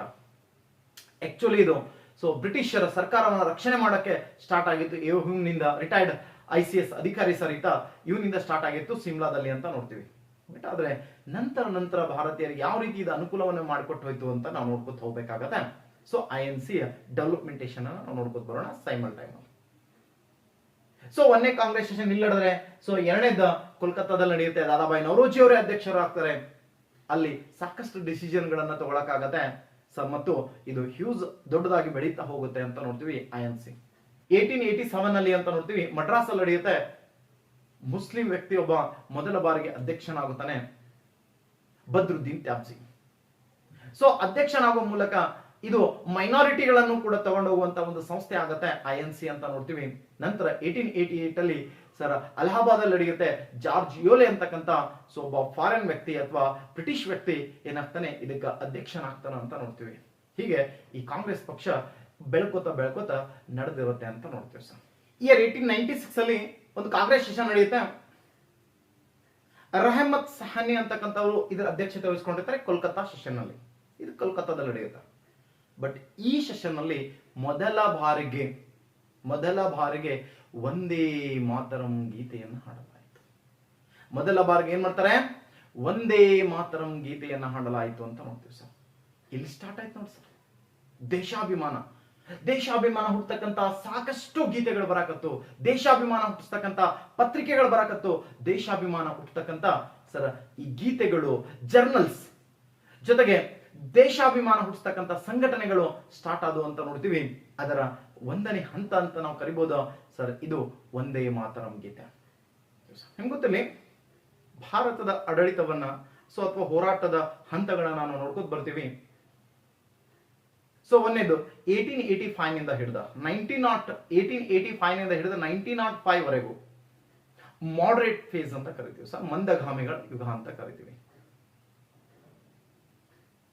ನಂತರದ ಕಾಲವನ್ನ ಸೊ ಅದ್ರ ಗಾಂಧಿ ಇರ ಸ್ಟಾರ್ಟ್ ಆಗೋದಾರ 1905 to 1919 ತನ ನಾವು ಎಕ್ಸ್ಟ್ರೀಮಿಟ್ಸ್ ಒಂದು ಅವಧಿ ಅಂತ ನೋಡ್ತೀವಿ ಸರ್.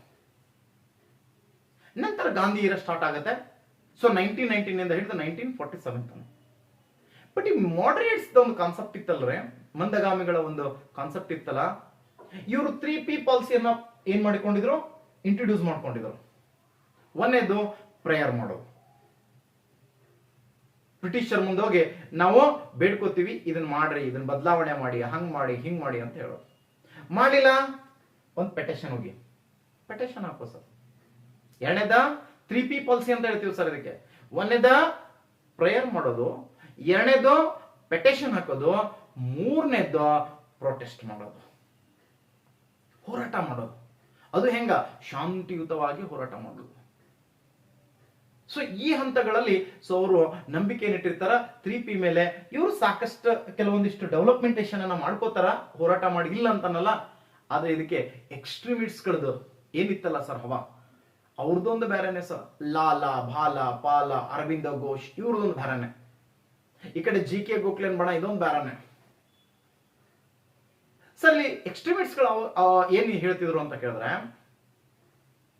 ತುಂಡು ರೊಟ್ಟಿಗಾಗಿ ಭಿಕ್ಷೆಯನ್ನ ಬೇಡಬೇಡಿ, ಬುಟ್ಟಿ ರೊಟ್ಟಿಯೇ ನಿಮ್ಮದಾದ ಮೇಲೆ ಕಸಿದುಕೊಂಡು ತಿನ್ನಿ ಅಂತ ಹೇಳ್ತಿದ್ರು ಸರ್. ನಿಮ್ಗೆ ಗೊತ್ತಿರಲಿ, ಬಾಲಗಂಗಾಧರ್ ತಿಲಕ್ರವರು 2 ಸಂಘಟನೆಯನ್ನ ಹುಟ್ಟು ಮಾಡ್ತಾರೆ, 2 ಪತ್ರಿಕೆಯನ್ನು ಬರೀತಾರೆ. ಒಂದು ಶಿವಾಜಿ ಉತ್ಸವ, ಮರಾಠರನ್ನ ಒಗ್ಗೂಡ್ಸಕ್ಕೆ, ಗಣೇಶ ಉತ್ಸವ, ಹಿಂದೂ ಮುಸ್ಲಿಮರನ್ನ ಯೂನಿಟಿ ಮಾಡಕ್ಕೆ. 2 ಪತ್ರಿಕೆಗಳನ್ನು ಬರೀತಾರೆ. ಒಂದು ಕೇಸರಿ ಪತ್ರಿಕೆ ಮರಾಠಿ ಭಾಷೆಯಲ್ಲಿತ್ತು, ಮರಾಠ ಪತ್ರಿಕೆ ಇಂಗ್ಲಿಷ್ ಭಾಷೆಯಲ್ಲಿತ್ತು. 2 ಪತ್ರಿಕೆಗಳನ್ನು ಬರೀತಾರೆ. ತಿಲಕರು ಯಾವತ್ತೂ ಕೂಡ ಒಂದು ಸ್ಲೋಗನ್ ಹೇಳ್ತಿರ್ತಾರೆ ಸರ್. ಯಾವ ಸ್ಲೋಗನ್ ಅಂತ ಕೇಳಿದ್ರೆ, Swaraj is my birth right, I shall have it. ಸ್ವರಾಜ್ಯ ನನ್ನ ಜನ್ಮಸಿದ್ಧ ಹಕ್ಕು, ನಾನು ಅದನ್ನು ಪಡೆದೇ ತೀರುತ್ತೇನೆ. ಈ ತರ ಮಾತಾಡ್ತಿರ್ತಾರೆ. ಇವ್ರ ಮಾತಿನಲ್ಲೂ ಅಂತದೇ ಅದ್ಭುತವಾದಂತಹ ಆಲೋಚನೆ ಇತ್ತು. ಹೇಳ್ತಾರೆ ಅವರು, ಕಳ್ಳರು ಒಂದು ಮನೆಯನ್ನು ಹೊಕ್ಕಿದ್ದಾರೆಂದು ಗೊತ್ತಾದ ಮೇಲೆ ಅವರನ್ನು ಹೊಡೆದಾಕುವ ಶಕ್ತಿ ನಮ್ಮಲ್ಲಿ ಇಲ್ಲದಿದ್ದಾಗ ಮನೆಗೆ ಬೀಗ ಹಾಕಿ ಬೆಂಕಿ ಹೆಚ್ಚಿ ಸುಟ್ಟು ಬಿಡಿ ಅಂತ ಹೇಳ್ತಾನೆ. ಕಳ್ಳರಂದ್ರೆ ಯಾರಲ್ಲಿ? ಕಳು ಮಾಡಕತ್ತವ್ರ ಯಾರು? ಎಸ್, ಬ್ರಿಟಿಷರ್.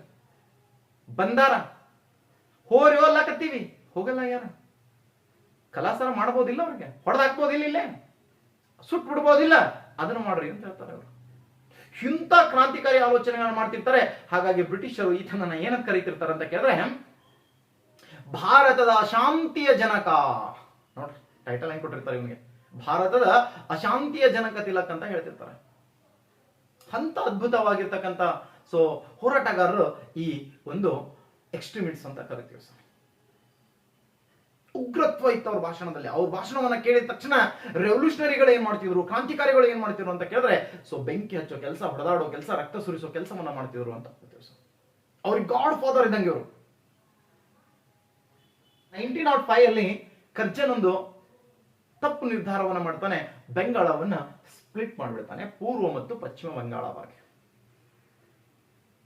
ಇದು ಹಿಂದೂ ಮತ್ತು ಮುಸ್ಲಿಮರನ್ನ ಇಂಡೈರೆಕ್ಟ್ ಆಗಿ ಒಡೆದು ಆಳುವಂತ ಒಂದು ಪದ್ಧತಿಯೇ ಏನಾಗಿತ್ತು 1905ರಲ್ಲಿ ಆತ ಮಾಡಿರ್ತಕ್ಕಂಥ ಬೆಂಗಾಲ್ ಡಿವಿಷನ್ ಆಗಿತ್ತು ಸರ್. ಸರಿ, ಯಾವಾಗ ಬೆಂಗಾಲವನ್ನ ಪೂರ್ವ ಪಶ್ಚಿಮವಾಗಿ ಹೊಡಿತಾರೋ ಇವಾಗ ಭಾರತದಲ್ಲಿ ಅತಿ ಹೆಚ್ಚು ಉಗ್ರ ಚಳವಳಿಗಳು ನಡೆದು ಅಂತ ನೋಡ್ತೀವಿ ಸರ್. ಗೊತ್ತಿರಲಿ, ನಮ್ ಕ್ವಶನ್ ಕೇಳಿದಾನೆ, ಅತಿ ಹೆಚ್ಚು ಭಾರತ ದೇಶದಲ್ಲಿ ರಕ್ತ ಕ್ರಾಂತಿಗಳು ನಡೆದಿದ್ದು ಯಾವ ಒಂದು ಚಳುವಳಿಯಲ್ಲಿ ಅಂತ ಕೇಳ್ತಾನೆ. ಬಂಗಾಳ ಚಳುವಳಿಯಲ್ಲಿ ಅಂತ ನೋಡ್ತೀವಿ, ಈ ವಂಗಭಂಗ ಚಳುವಳಿಯಲ್ಲಿ ಅಂತ ನೋಡ್ತೀವಿ, ಅಥವಾ ಈ ಸ್ವದೇಶಿ ಚಳುವಳಿಯಲ್ಲಿ ಅಂತ ನೋಡ್ತೀವಿ ಸರ್. ಇವಾಗ ಒಂದು ಚಳುವಳಿ ಸ್ಟಾರ್ಟ್ ಆಗುತ್ತೆ, ಸ್ವದೇಶಿ ಚಳುವಳಿ ಅಂತ 1906 ಅಲ್ಲಿ ತಿಲಕ್ ಅವರ ನಾಯಕತ್ವದಲ್ಲಿ. ಹಾಗಾಗಿ ಈ ಚಳುವಳಿಯಲ್ಲಿ ಸಿಕ್ಕಾಪಟ್ಟೆ ರಕ್ತ ಕ್ರಾಂತಿಗಳು ನಡೆದು ಇಲ್ಲಿ ಅಂತ ನೋಡ್ತೀವಿ ಸರ್. ಇದೇ ಹಂತದಲ್ಲಿ ಕೆಲವು ಬದಲಾವಣೆಗಳಾಗ್ತವೆ. ಏನು ಅಂತ ಕೇಳಿದ್ರೆ, ರವೀಂದ್ರನಾಥ್ ಠಾಗೂರ್ ಅವರು ಇದನ್ನ ವಿರೋಧಿಸಿ ಅಮರ್ ಸೋನಾರ್ ಬಂಗಾಲ್ ಅಂತಕ್ಕಂಥ ಒಂದು ಗೀತೆಯನ್ನು ಬರೀತಾರೆ ಸರ್. ಬಂಗಾಳ ಚಿನ್ನದಂತ ಸ್ವರ್ಣದಂತ ಈ ಭೂಮಿ ನಾವು ವಿಭಜನೆ ಆಗಲು ಬಿಡುವುದಿಲ್ಲ. ಅಮರ್ ಸೋನಾರ್ ಬಂಗಾಲ್ ಇವತ್ತದು ಬಾಂಗ್ಲಾದೇಶದ ರಾಷ್ಟ್ರಗೀತೆ, ನ್ಯಾಷನಲ್ ಅಂತ. ಜೊತೆಗೆ ಇದೇ ರವೀಂದ್ರನಾಥ್ ಠಾಗೂರ್ ಅವರು ಹಿಂದೂ ಮುಸ್ಲಿಮರು ನಾವು ಎಂದೂ ಕೂಡಿರ್ತೀವಿ, ನೀವು ಹೊಡಿಬೇಕಂದ್ರೆ ಆಗಲ್ಲ, ಇದು ಸಾಧ್ಯ ಆಗಲ್ಲ ಅನ್ನೋ ಮೆಸೇಜ್ ಅನ್ನು ಕಳಿಸಕ್ಕೆ ಏನ್ ಮಾಡ್ತಾರೆ, ಹಿಂದೂ ಮುಸ್ಲಿಮರನ್ನ ಸಾಲಾಗಿ ನಿಂದ್ರಿಸಿ ರಕ್ಷಾ ಬಂಧನವನ್ನು ಆಚರಣೆ ತರ್ತಾರೆ, ರಾಖಿ ಕಟ್ಟಿಸ್ತಾರೆ. ಹಿಂದೂಗಳು ಮುಸ್ಲಿಮರಿಗೆ, ಮುಸ್ಲಿಮರು ಹಿಂದೂಗಳಿಗೆ.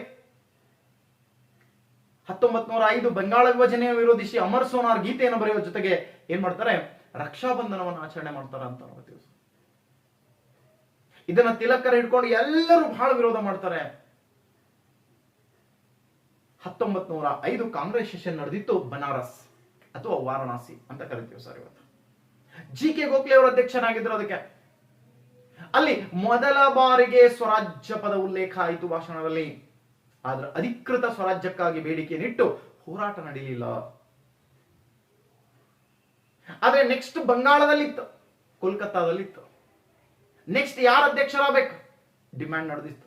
ಆಲ್ಮೋಸ್ಟ್ ಆಲ್ ಈ ಭಾಗದ ಜನ ಎಲ್ಲ ತಿಲಕರಾಗಬೇಕು ಅನ್ನೋಂತ ಮನೋಭಾವವನ್ನು ಹೊಂದಿದ್ರು. ತಿಲಕ್ ಆಗಿಬಿಟ್ರೆ ಕಾಂಗ್ರೆಸ್ ಪಕ್ಷ ಏನಾಗ್ತದೋ ಗೊತ್ತಿಲ್ಲ. ಆ ಪಕ್ಷಕ್ಕೆ ಜಿ.ಕೆ. ಗೋಖಲೆ ಹೆದರಿಕೆ ಇತ್ತು, ಎಲ್ಲಿ ಬ್ರಿಟಿಷರು ಕಾಂಗ್ರೆಸ್ ಪಕ್ಷವನ್ನ ತೆಗೆದು ಹಾಕಿಬಿಡ್ತಾರೆ, ಪಕ್ಷವನ್ನೇ ರದ್ದು ಮಾಡ್ತಾರೆ, ಅಥವಾ ಪಕ್ಷದ ಮೇಲೆ ಏನಾರ ಹೇರ್ತಾರೆ. ತಿಲಕ್ ಈಗ ಆಲ್ರೆಡಿ ಹೆಂಗ್ ಮಾಡ್ತಾ ಇದ್ದ ಅಂತ ಕೇಳಿದ್ರೆ, ಭಾರತ ದೇಶದಲ್ಲಿ ಸ್ವದೇಶಿ ಚಳವಳಿಯನ್ನು ಮಾಡಿ ವಿದೇಶಿ ವಸ್ತುಗಳನ್ನೆಲ್ಲ, ಬ್ರಿಟಿಷ್ ವಸ್ತುಗಳನ್ನೆಲ್ಲ ಸುಡ್ತಾ ಇದ್ದ. ಸಿಂಹ ಸ್ವಪ್ನ ಆಗ್ಬಿಟ್ಟಿದ್ದ ಸರ್ ಬ್ರಿಟಿಷರಿಗೆ. ಅವ ಎಲ್ಲಿ ಮಾತಾಡ್ತಾನೋ ಅಲ್ಲೆಲ್ಲ ಕಡೆ ಏನಾಗ್ತಿತ್ತು, ಸಿಕ್ಕಾಪಟ್ಟೆ ದಂಗೆಗಳು ನಡೀಲಕತ್ತಿತ್ತು. ತಿಲಕನನ್ನ ಕಂಟ್ರೋಲ್ ಮಾಡಕ್ಕೆ ಬ್ರಿಟಿಷರ ಕೈಲಿ ಸಾಧ್ಯ ಆಗ್ತಾ ಇರಲಿಲ್ಲ. ಅವನ ಭಾಷಣ, ಹರಿತವಾದ ಭಾಷಣಗಳನ್ನ ಕೇಳಿ ಜನ ಎಲ್ಲ ರೊಚ್ಚಿಗೆ ಹೇಳ್ತಾ ಇದ್ರು ಸರ್. ಮುದುಕರಿಂದ ಯುವಕರವರೆಗೂ ಅವ ದೊಡ್ಡ ಲೀಡರ್ ಆಗಿಬಿಟ್ಟಿದ್ದ. ಅದ್ರಾಗ ಬಂಗಾಳ ಪ್ರಾವಿನ್ಸ್ ಅಲ್ಲಿ ಅಂತೂ ಅವನಿಗೆ ಅಭಿಮಾನಿಗಳ ಬಳಗವೇ ಕೂಡಿಬಿಟ್ಟಿತ್ತು ಅಂತ ನೋಡ್ತೀವಿ ತಿಲಕನಿಗೆ. ಇಂಥ ಸಂದರ್ಭದಲ್ಲಿ ಏನ್ ಡಿಸಿಷನ್ ತಗೋಬೇಕು? ಒಂದ್ ವೇಳೆ ಈ ಬಾರಿ ಎಕ್ಸ್ಟ್ರೀಮಿಟ್ಸ್ ಅನ್ನ ಬಿಟ್ಟು ಯಾರ ಮಾಡರೇಟ್ಸ್ ಒಳಗೆ ನಾನು ಅಧ್ಯಕ್ಷನನ್ನ ಮಾಡ್ಬಿಟ್ರೆ, ಮಂದಗಾಮಿಗಳ ಒಳಗೆ ನಾನು ಯಾರ ಅಧ್ಯಕ್ಷ ಮಾಡ್ಬಿಟ್ರೆ ಖಂಡಿತವಾಗ್ಲೂ ಕಾಂಗ್ರೆಸ್ ಪಕ್ಷ ಒಡೆಯುತ್ತೆ. ಜಿ.ಕೆ. ಗೋಖಲೆ ಗೊತ್ತಿತ್ತು. ಒಂದ್ ವೇಳೆ ನಾವು ಏನಾರ ಎಕ್ಸ್ಟ್ರೀಮಿಟ್ಸ್ ಮಾಡ್ಬಿಟ್ರೆ, ತಿಲಕ್ನ ಅವ್ರನ್ನ ಯಾರನ್ನ ಮಾಡ್ಬಿಟ್ರೆ ಪರಿಸ್ಥಿತಿ ಕೈಮೀರಿ ಹೋಗುತ್ತೆ. ಕಾಂಗ್ರೆಸ್ ಪಕ್ಷ ತಡಿಲಾರ್ದಂಗ ಆಗ್ತದೆ ಯಾರ ಕೈಯಲ್ಲೂ. ಹೀಗೆ ಇಷ್ಟೊಂದು ರಕ್ತ ಕ್ರಾಂತಿಗಳು ನಡೀತಾ ಇವೆ, ಉಗ್ರತ್ವ ನಡೀತಾ ಇದೆ, ಮುಂದೆ ಏನ್ ಗತಿ ಅನ್ನೋ ಆಲೋಚನೆ ಬಂದು ಮಿಡಲ್ ಇಬ್ಬರಿಗೂ ಬೇಕಾಗಿರ್ತಕ್ಕಂಥ ಒಬ್ಬ ವ್ಯಕ್ತಿಯನ್ನ ಚೂಸ್ ಮಾಡ್ತಾನೆ ಸರ್. ಅವರೇ ಯಾರು ಅಂತ ಕೇಳಿದ್ರೆ, the grand old man of India. 1906 ಅಲ್ಲಿ ಕಾಂಗ್ರೆಸ್ ಪಕ್ಷ ಸ್ಪ್ಲಿಟ್ ಆಗಬೇಕಿತ್ತು, ಕೋಲ್ಕತ್ತಾ ಸೆಷನ್ ಅಲ್ಲಿ ಸ್ಪ್ಲಿಟ್ ಆಗಬೇಕಿತ್ತು, ಹೊಡಿಬೇಕಿತ್ತು, ಎರಡು ವಿಭಾಗ ಆಗಬೇಕಿತ್ತು, ಎಕ್ಸ್ಟ್ರೀಮಿಟ್ಸ್ ಮತ್ತು ಮಾಡರೇಟ್ಸ್ ಅಂತ. ಬಟ್ ಆಗ್ಲಿಲ್ಲ, 1 ವರ್ಷ ಲೇಟ್ ಆಯ್ತು. ಯಾಕಂತ ಕೇಳಿದ್ರೆ ದಾದಾಬಾಯಿ ನವರೋಜಿ ಅವರಿಗೆ ಇಲ್ಲಿ ಅಧ್ಯಕ್ಷ ಸ್ಥಾನವನ್ನು ಕೊಡ್ತಾರೆ. Sir the grand old man of India ಅಂತ ಕರಿತೀವಿ. ಇವರು ಡ್ರೈನ್ ಥೇರಿ ಅಂತಕ್ಕಂಥ ಒಂದು ಥೇರಿಯನ್ನು ಇಂಟ್ರೊಡ್ಯೂಸ್ ಮಾಡಿರ್ತಾರೆ. ಸರ್ ಬ್ರಿಟಿಷರು ಯಾವ ರೀತಿ ಭಾರತ ಸಂಪತ್ತನ್ನು ಕೊಳ್ಳೆ ಹೊಡಿತಾ ಇದ್ದಾರೆ ಅದರೊಳಗೆ ಸವಿಸ್ತಾರವಾಗಿ ಬರೆದಿರ್ತಾರೆ. ಇದನ್ನೇ ಎವಿಡೆನ್ಸ್ ಇಟ್ಕೊಂಡು ಇವರೆಲ್ಲ ಕ್ರಾಂತಿಕಾರಿಗಳು ಜಗಳ ಮಾಡ್ತಿರ್ತಾರೆ. ಸರ್ ಕ್ರಾಂತಿಕಾರಿಗಳಿಗೂ ಕೂಡ ಕ್ರಾಂತಿಕಾರಿಗಳೆಲ್ಲರೂ ಇವನ್ ಫ್ಯಾನ್ಸ್ ಇರ್ತಾರೆ, ಮಾಡರೇಟ್ಸ್ ಕೂಡ ಇವನ್ ಫ್ಯಾನೇ. ಹಾಗಾಗಿ ಇಬ್ಬರಿಗೆ ಬೇಕಾಗಿರ್ತಕ್ಕಂಥ ಒಬ್ಬ ವ್ಯಕ್ತಿಯನ್ನು ತಂದು ಕೂಡಿಸ್ತಾರೆ. ಬತ್ತು ಅಲ್ಲಿ ನಿರ್ಣಯಗಳನ್ನು ಹೆಂಗೆ ತಗೋತಾರೆ ಅಂತ ಕೇಳಿದ್ರೆ, ಸರ್ ಈ ಎಕ್ಸ್ಟ್ರೀಮಿಸ್ಟ್ಸ್ ಗಳದ್ದು ಏನಿತ್ತಲ್ಲ ಡಿಮ್ಯಾಂಡ್ಸ್, ಅವೆಲ್ಲವೂ ಇಲ್ಲಿ ಫುಲ್ಫಿಲ್ ಆಗ್ತವೆ. ಏನಿತ್ತು ಇವ್ರ ಡಿಮ್ಯಾಂಡ್ಸು? ಒಂದು ಸ್ವರಾಜ್ಯ, ಎರಡನೇದ್ದು ಸ್ವದೇಶಿ ಮೂಮೆಂಟ್. ಸರ್ ಮೂರನೇದ್ದು ಬಹಿಷ್ಕಾರ. ನಾಲ್ಕನೇದ್ದು ನ್ಯಾಷನಲ್ ಎಜುಕೇಶನ್. ಈ ನಾಲ್ಕು ಕಾನ್ಸೆಪ್ಟ್ಗಳು ಅವ್ರದೇ ಎಕ್ಸ್ಟ್ರೀಮಿಟ್ಸ್ ಇದೆ. ಸೊ ಆ ನಾಲ್ಕಕ್ಕೂ ಇಲ್ಲಿ ಅಸೆಂಟ್ ಅನ್ನ ಕೊಟ್ಟು ಒಂದು ಭಾಷಣವನ್ನ ಮಾಡ್ತಾರೆ ದಾದಾಬಾಯಿ ನವರೋಜಿ ಅವರು. ಇಯರ್ 1907 1907 ಸೂರತ್ ಸ್ಪ್ಲಿಟ್ ಅನ್ನು ನೋಡ್ತೀವಿ ನಾವು. ಏನ್ ಮಾಡ್ತೀವಿ? ಸೂರತ್ ಸ್ಪ್ಲಿಟ್ ಅಂದ್ರೆ ಸೂರತ್ ಒಡಕು ಅಂತ ನೋಡ್ತೀವಿ. ಯಾವಾಗ ದಾದಾಬಾಯಿ ನವರೋಜಿ ಅವರು ಅಧ್ಯಕ್ಷತೆಯನ್ನು ವಹಿಸಿದ್ರಲ್ಲ 1906ರ ಕಾಂಗ್ರೆಸ್ ಸೆಷನ್ ಅಲ್ಲಿ, ಸೊ ಅವಾಗೇ ಹೊಡಿಬೇಕಿತ್ತು ಕಾಂಗ್ರೆಸ್ ಪಕ್ಷ, ಬಟ್ ಹೊಡೆಯೋದನ್ನ ಸ್ಟಾಪ್ ಆಗಿತ್ತು. ಯಾವಾಗ ಸೂರತ್ ಸ್ಪ್ಲಿಟ್ ನಡೀತೋ ಅದರಾಗ ಸೂರತ್ ಅಲ್ಲಿ ನಡೆದಿರ್ತಕ್ಕಂಥ ಈ ಸೆಷನ್ಗೆ ರಾಸ್ ಬಿಹಾರಿ ಬೋಸ್ ಅವರನ್ನ ತಂದು ಅಧ್ಯಕ್ಷನನ್ನ ಮಾಡ್ತಾರೆ. ಸರ್ ಇಲ್ಲಿ ಲಾಲಾ ಲಜಪತ್ ರಾಯ್ ಅವರು ಅಧ್ಯಕ್ಷರಾಗ್ತಾರೆ ಅಂತಕ್ಕಂಥ ಒಂದು ಇದು ಎದ್ದಿತ್ತು. ಬಟ್ ಅದ್ರ ಬದಲಾಗಿ ಏನಾಯ್ತು, ರಾಸ್ ಬಿಹಾರಿ ಬೋಸ್ ಅವರನ್ನ ಅಧ್ಯಕ್ಷ ಮಾಡಿದ್ರು. ಬಟ್ ಇಲ್ಲಿ ಮಾಡರೇಟ್ಸ್ ಏನ್ ಮಾಡ್ತಾರೆ ಅಂತಂದ್ರೆ, ಈ ಹಿಂದೆ 1906ರಲ್ಲಿ ಕೈಗೊಂಡ ನಿರ್ಣಯಗಳನ್ನ ಸೊ ನೆಕ್ಸ್ಟ್ ಕಂಟಿನ್ಯೂಯೇಷನ್ ಮಾಡೋದೋ ಬೇಡೋ ಅನ್ನುವಂತ ವಿಚಾರ ಬಂದಾಗ ಇಲ್ಲಿ ಕಾಂಗ್ರೆಸ್ ಪಕ್ಷ ಈ ಭಾಗದ ಧ್ವನಿಯನ್ನ ತಾಳುತ್ತೆ. ಮಂದಗಾಮಿಗಳು ಮತ್ತು ತೀವ್ರಗಾಮಿಗಳು ಅಂತಕ್ಕಂಥ ಎರಡು ವಿಭಾಗವನ್ನಾಗತ್ತೆ. Moderates ಮಂದಗಾಮಿಗಳು GK. ಗೋಖಲೆನ ನಾಯಕತ್ವದಲ್ಲಿ ಬಂದ್ಬಿಟ್ರೆ, ಸೊ ತೀವ್ರಗಾಮಿಗಳು ಅಂತ ತಿಲಕ್ ಅವರ ಅಧ್ಯಕ್ಷತೆಯಲ್ಲಿ ಎಕ್ಸ್ಟ್ರೀಮಿಸ್ಟ್ಸ್ ಅಂತಕ್ಕಂಥದ್ದು, ತೀವ್ರವಾದಿಗಳು ಅಂತಕ್ಕಂಥ ಎರಡು ಗುಂಪಾಗಿ ಕಾಂಗ್ರೆಸ್ ಪಕ್ಷ ಒಡೆದು ಹೋಗುತ್ತೆ. ಅದನ್ನು ನಾವು ಸೂರತ್ ಸ್ಪ್ಲಿಟ್ ಅಂತ ಕರಿತೀವಿ. ಯಾವಾಗ ಕಾಂಗ್ರೆಸ್ ಪಕ್ಷ ಹೊಡಿತಿತ್ತೋ ಇದನ್ನೇ ಕಾಯ್ಕೊಂಡು ಕೂತಿರ್ತಾರೆ ಸರ್ ಬ್ರಿಟಿಷರು. ಆವಾಗ ಸೊ ತಿಲಕ್ ಅವರನ್ನ ಏನ್ ಮಾಡ್ತಾರೆ, ಅರೆಸ್ಟ್ ಮಾಡ್ತಾರ ಅಂತ ನೋಡ್ತೀವಿ ಸರ್. ಯಾವಾಗ ತಿಲಕ್ ಅವ್ರ ಮೇಲೆ ಸಾಕಷ್ಟು ಸೆವರಲ್ ಕೇಸಸ್ ಇರ್ತವೆ, ಬಟ್ ಅರೆಸ್ಟ್ ಮಾಡಿರಲ್ಲ, ಕಾಂಗ್ರೆಸ್ ಬೆಂಬಲ ಅದ ಅಂತ ಹೇಳಿ. ಯಾವಾಗ ಅವರು ಕಾಂಗ್ರೆಸ್ ಇಂದ ಹೊರಬಂದಾರ ಅಂತ ಗೊತ್ತಾಯ್ತು, ತಕ್ಷಣಕ್ಕೆ ಅವರನ್ನು ಅರೆಸ್ಟ್ ಮಾಡ್ತಾರೆ. ಅರೆಸ್ಟ್ ಮಾಡಿದಾಗ ಭಾರತದಲ್ಲಿ ನಡೆದಂತ ಕ್ರಾಂತಿಕಾರಿ ಆಲೋಚನೆಗಳು ಸರ್ ಮುಗಿಲು ಮುಚ್ಚುವಂತ ಆಲೋಚನೆಗಳು ಅಂತ ನೋಡ್ತೀವಿ ಸರ್. ಸರ್ ಬ್ರಿಟಿಷರು ಏನ್ ಮಾಡ್ಬೇಕು ತೋಚಲಾಯ್ತು. ಆ ಸಂದರ್ಭದಲ್ಲಿ ಏನಾಯ್ತು ಅಂತ ಕೇಳಿದ್ರೆ, ರಷ್ಯಾ ದೇಶದಲ್ಲಿ ಇರ್ತಕ್ಕಂಥ ಬೋಲ್ಸ್ವಿಕ್ ಪಕ್ಷದ ನಾಯಕ ಸ್ಟಾಲಿನ್ ಒಂದು ಮಾತನ್ನ ಹೇಳ್ತಾನೆ. ಎಂತ ಅದ್ಭುತವಾದ ಮಾತು ಅದು ಅಂತ ಕೇಳಿದ್ರೆ, ತಿಲಕ್ ಅವರ ಕುರಿತು, ಮಲಗಿಕೊಂಡಿರುವ ಸಿಂಹದ ಮರಿಯೊಂದು ಎಚ್ಚರಿಸಿದಂತಾಗಿದೆ, ಅದನ್ನು ತಡೆಯುವ ಶಕ್ತಿ ಯಾರಿಗೂ ಇಲ್ಲದಾಗಿದೆ. ನೋಡ್ರಿ, ಮಕ್ಕೊಂಡಿತ್ತದ ಸಿಂಹದ ಮರಿ, ಎಬ್ಬಿಸ್ಬಿಟ್ರು ಬ್ರಿಟಿಷರು. ಅಂದ್ರೆ ಸುಮ್ಮಿದ್ದವ ಅರೆಸ್ಟ್ ಮಾಡ್ಬಿಟ್ಟಾರ. ಈಗ ಅರೆಸ್ಟ್ ಮಾಡಿದ್ಮೇಲೆ ಅವನನ್ನ ತಡೆ ಹಿಡಿಯೋ ಶಕ್ತಿನೇ ಅವರಲ್ಲಿ ಇಲ್ಲದಂಗ ಆಗ್ಯದ ಅಂತ ಹೇಳ್ತಾರೆ. ಇದೊಂಥರ ಪ್ರತಿಷ್ಠೆ ಬಿದ್ದ್ಬಿಡ್ತು ಬ್ರಿಟಿಷರ್ಗೆ. ಆವಾಗ ಇಂಡಿಯಾದ ಯಾವ ಜೈಲಲ್ಲಿ ಇಟ್ಟರು ಕೂಡ ಖಂಡಿತವಾಗ್ಲೂ ಅವ್ರನ್ನ ಏನ್ ಮಾಡ್ತಿರು, ಜೈಲ್ ಮುರಿದಾದ್ರು ಬಿಡಿಸ್ಕೊಂಡ್ ಬರುವಂತ ಹಂತಗಳಿತ್ತು ಸರ್. ಅದಕ್ಕೋಸ್ಕರ ಅವ್ರು ಏನ್ ಪ್ಲಾನ್ ಮಾಡ್ತಾರೆ ಅಂದ್ರೆ, ಬೇಡ ಇಂಡಿಯಾದಾಗಂತ ಅವ್ರನ್ನ ತಗೊಂಡು ಮಂಡೇಲಾ ಜೈಲಿಗೆ ಹಾಕ್ತಾರ. ಬರ್ಮಾ ದೇಶದಲ್ಲಿರುವ ಮಂಡೇಲಾ ಜೈಲಿಗೆ ಅವ್ರಿಗೆ ಹಾಕ್ತಾರ ಸರ್. ಸರ್ ಆ ಮನುಷ್ಯ ಜೈಲಲ್ಲಿ ಇದ್ರು ಕೂತ ಸುಮ್ಕೊಂಡಿಲ್ಲ ಸರ್, ಅಲ್ಲೇ ಕೂತು ಒಂದು ಪೆನ್ ಒಂದು ಸೊ ಹಾಳಿ ತಗೊಂಡು 2 ಪುಸ್ತಕಗಳನ್ನ ಬರೀತಾನೆ ಪ್ರಮುಖವಾಗಿ ಅಂತ ನೋಡ್ತೀವಿ. ಸೊ ಒಂದು ಗೀತ ರಹಸ್ಯ ಅಂದ್ರೆ ಭಗವದ್ಗೀತೆಯಲ್ಲಿ ಬರ್ತಕ್ಕಂಥ ಪ್ರಮುಖ ಸಾರಗಳನ್ನ ಅವರು ತಿಳಿಸಿ ಹೇಳ್ತಾರೆ, ಏನೇನದರ ಒಳರ್ಥಗಳಿವೆ ಅಂತಕ್ಕಂಥ ಕಾನ್ಸೆಪ್ಟ್ ಅನ್ನು ಹೇಳ್ತಾರೆ. ಇನ್ನೊಂದು Arctic is the home of Vedas, ಆರ್ಯರ ಮೂಲ ಅಥವಾ ವೇದಗಳ ಮೂಲ ಆರ್ಕಟಿಕ್ ವೃತ್ತ ಅಂತಕ್ಕಂಥದ್ದನ್ನ ಸೊ ಅವರು ಎಕ್ಸಾಂಪಲ್ ಸಹಿತವಾಗಿ ಅದರೊಳಗೆ ವಿವರಣೆಯನ್ನ ನೀಡ್ತಾರೆ ಅಂತ ನೋಡ್ತೀವಿ. ಅವರು ಸೊ ಮುಂದೆ 1914 ರಿಲೀಸ್ ಆಗ್ತಾರೆ. ಅಲ್ಲಿ ತನಕ ಅವ್ರಿಗೆ ಒಂದು ಸ್ವಲ್ಪ ಜೈಲಿಗೆ ಇಟ್ಟು ನಾವು ಕಂಟಿನ್ಯೂಯೇಷನ್ ಆಗೋಣ ಸರ್. ಕಂಟಿನ್ಯೂಯೇಷನ್ ಅಂದ್ರೆ ಏನಿಲ್ಲ ಸರ್, 1911 ಯಾವಾಗ 1911ರಲ್ಲಿ ಸೊ ಇನ್ನೂ ಇಲ್ಲಿ ಬಂಗಾಳವನ್ನು ಒಗ್ಗೂಡಿಸಬೇಕು ಅಂತಕ್ಕಂಥ ಚಳವಳಿಗಳು ನಡೀತಾನೆ ಇತ್ತು. ಅವಾಗ 1911 ಇಂಗ್ಲೆಂಡ್ನ ದೊರೆ 5ನೇ ಜಾರ್ಜ್ ಬರ್ತಾನೆ ಸರ್. ಯಾವಾಗ ಇವ ಬರ್ತಾನೋ ಎಲ್ಲ ಬೀದಿಗಳು, ದೆಹಲಿಯ ಬೀದಿಗಳು, ಅಲಹಾಬಾದಲ್ಲಿ ಎಲ್ಲಿ ತಿರುಗಾಡ್ತಾನೆ ಎಲ್ಲಾ ಬೀದಿಗಳಲ್ಲಿ ಮನಿ ಲಾಕ್ ಮಾಡ್ಕೊಂಡು ಯಾರೊಬ್ರು ಬೀದಿ ಮೇಲೆ ಕಾಣಲ್ಲ ಸರ್. ಅವ್ನಿಗೆ ಅತೃಪ್ತಿ ಆಗತ್ತೆ. ರಾಜ ಬಂದಾನಂದ್ರೆ ಎಲ್ಲರೂ ನೋಡ್ತಿರ್ತಾರೆ, ನಮಸ್ಕಾರ ಅಂತಾರೆ, ಈ ತರ ಎಲ್ಲ ಅವ್ರು ಕನಸ್ಕೊಂಡು ಬಂದಿರ್ತಾನೆ. ಯಾಕೆ ಈ ಮೌನ ಶಾಂತಿಗೆ ಕಾರಣ ಅಂತ ಕೇಳಿದಾಗ ಅವ್ರು ಹೇಳ್ತಾರೆ, ಸೊ ಇಲ್ಲಿ ಬಂಗಾಳವನ್ನು ಒಗ್ಗೂಡಿಸಬೇಕು ಅಂತ ನಡೆದಿದೆ.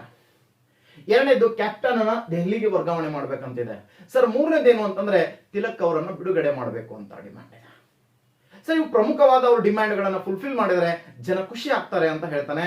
ಸೊ ಯಾವಾಗ ಹಾರ್ಡಿಜ್, ಅವತ್ತಿನ ಭಾರತ ವೈಸರಾಯನಾಗಿರೋ ಹಾರ್ಡಿಜಿ ಮಾತಾಡ್ತಾನೋ ಆಯ್ತು ಅಂತೇಳಿ ದೆಹಲಿ ದರ್ಬಾರದಲ್ಲಿ ಏನ್ ಮಾಡ್ತಾನೆ, ಸೊ ಅವನು ಅದನ್ನ ಅಂಗೀಕರಿಸಲಿಕ್ಕೆ ನಿಂದಿರ್ತಾನೆ. ಅವಾಗ ರವೀಂದ್ರನಾಥ್ ಠಾಗೂರ್ ಅವರು ಒಂದು ಗೀತೆಯನ್ನ ಬರೀತಾರೆ ಸರ್. ಏನು, ಜನಗಣ ಮನ ಅಧಿನಾಯಕ ಜಯ ಹೇ. ಇವತ್ತೇ ನಮ್ಮ ನ್ಯಾಷನಲ್ ಆಂಥಮ್ ಅಂತ ಇದೆಯಲ್ಲ, ಸೊ ರಾಷ್ಟ್ರ ಗೀತೆ ಅಂತ ಇದೆಯಲ್ಲ, ಸೊ ಆ ರಾಷ್ಟ್ರ ಗೀತೆ ನ್ಯಾಷನಲ್ ಆಂಥಮ್ ಅನ್ನ ಬರೆದವರು ಇದೇ ಸಂದರ್ಭದಲ್ಲಿ ಅವನನ್ನ ವೆಲ್ಕಮ್ ಸಾಂಗ್ ಆಗಿ ಇದನ್ನ ಬರೆದಿರ್ತಾರ ಅಂತ ನೋಡ್ತೀವಿ ಸರ್. ಇದನ್ನ 1911 ಕಾಂಗ್ರೆಸ್ ಸೆಷನ್ ಅಲ್ಲೂ ಕೂಡ ಮೊದಲ ಬಾರಿಗೆ ಹಾಡಲಾಯಿತು ಅಂತ ನೋಡ್ತೀವಿ.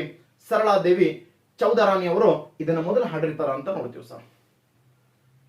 ಇಲ್ಲಿ ವಿಶೇಷ ಏನಾಯ್ತು ಅಂತ ಕೇಳಿದ್ರೆ ದೆಹಲಿ ದರ್ಬಾರ್ ನಡೀತು, ಅದರಂತೆ ಸೊ ಬಂಗಾಳವನ್ನು ಒಗ್ಗೂಡಿಸಿದ್ರು, ಅದರಂತೆ ರಾಜಧಾನಿಯನ್ನ ಸೊ ದೆಹಲಿಯ ರೈಸಿನ್ ಹಿಲ್ ಮೇಲೆ ಇರ್ತಕ್ಕಂಥ ವೈಸ್ರಾಯ್ ಭವನಕ್ಕೆ ಅಥವಾ ಇವತ್ತಿನ ರಾಷ್ಟ್ರಪತಿ ಭವನಕ್ಕೆ ವರ್ಗಾಯಿಸಲಾಯಿತು. ಆದರೆ ತಿಲಕರ ಬಿಡುಗಡೆಯನ್ನ ಪೆಂಡಿಂಗ್ ಇಡ್ಲಾಕಾಯ್ತು ಅಂತ ನೋಡ್ತೀವಿ ಸರ್.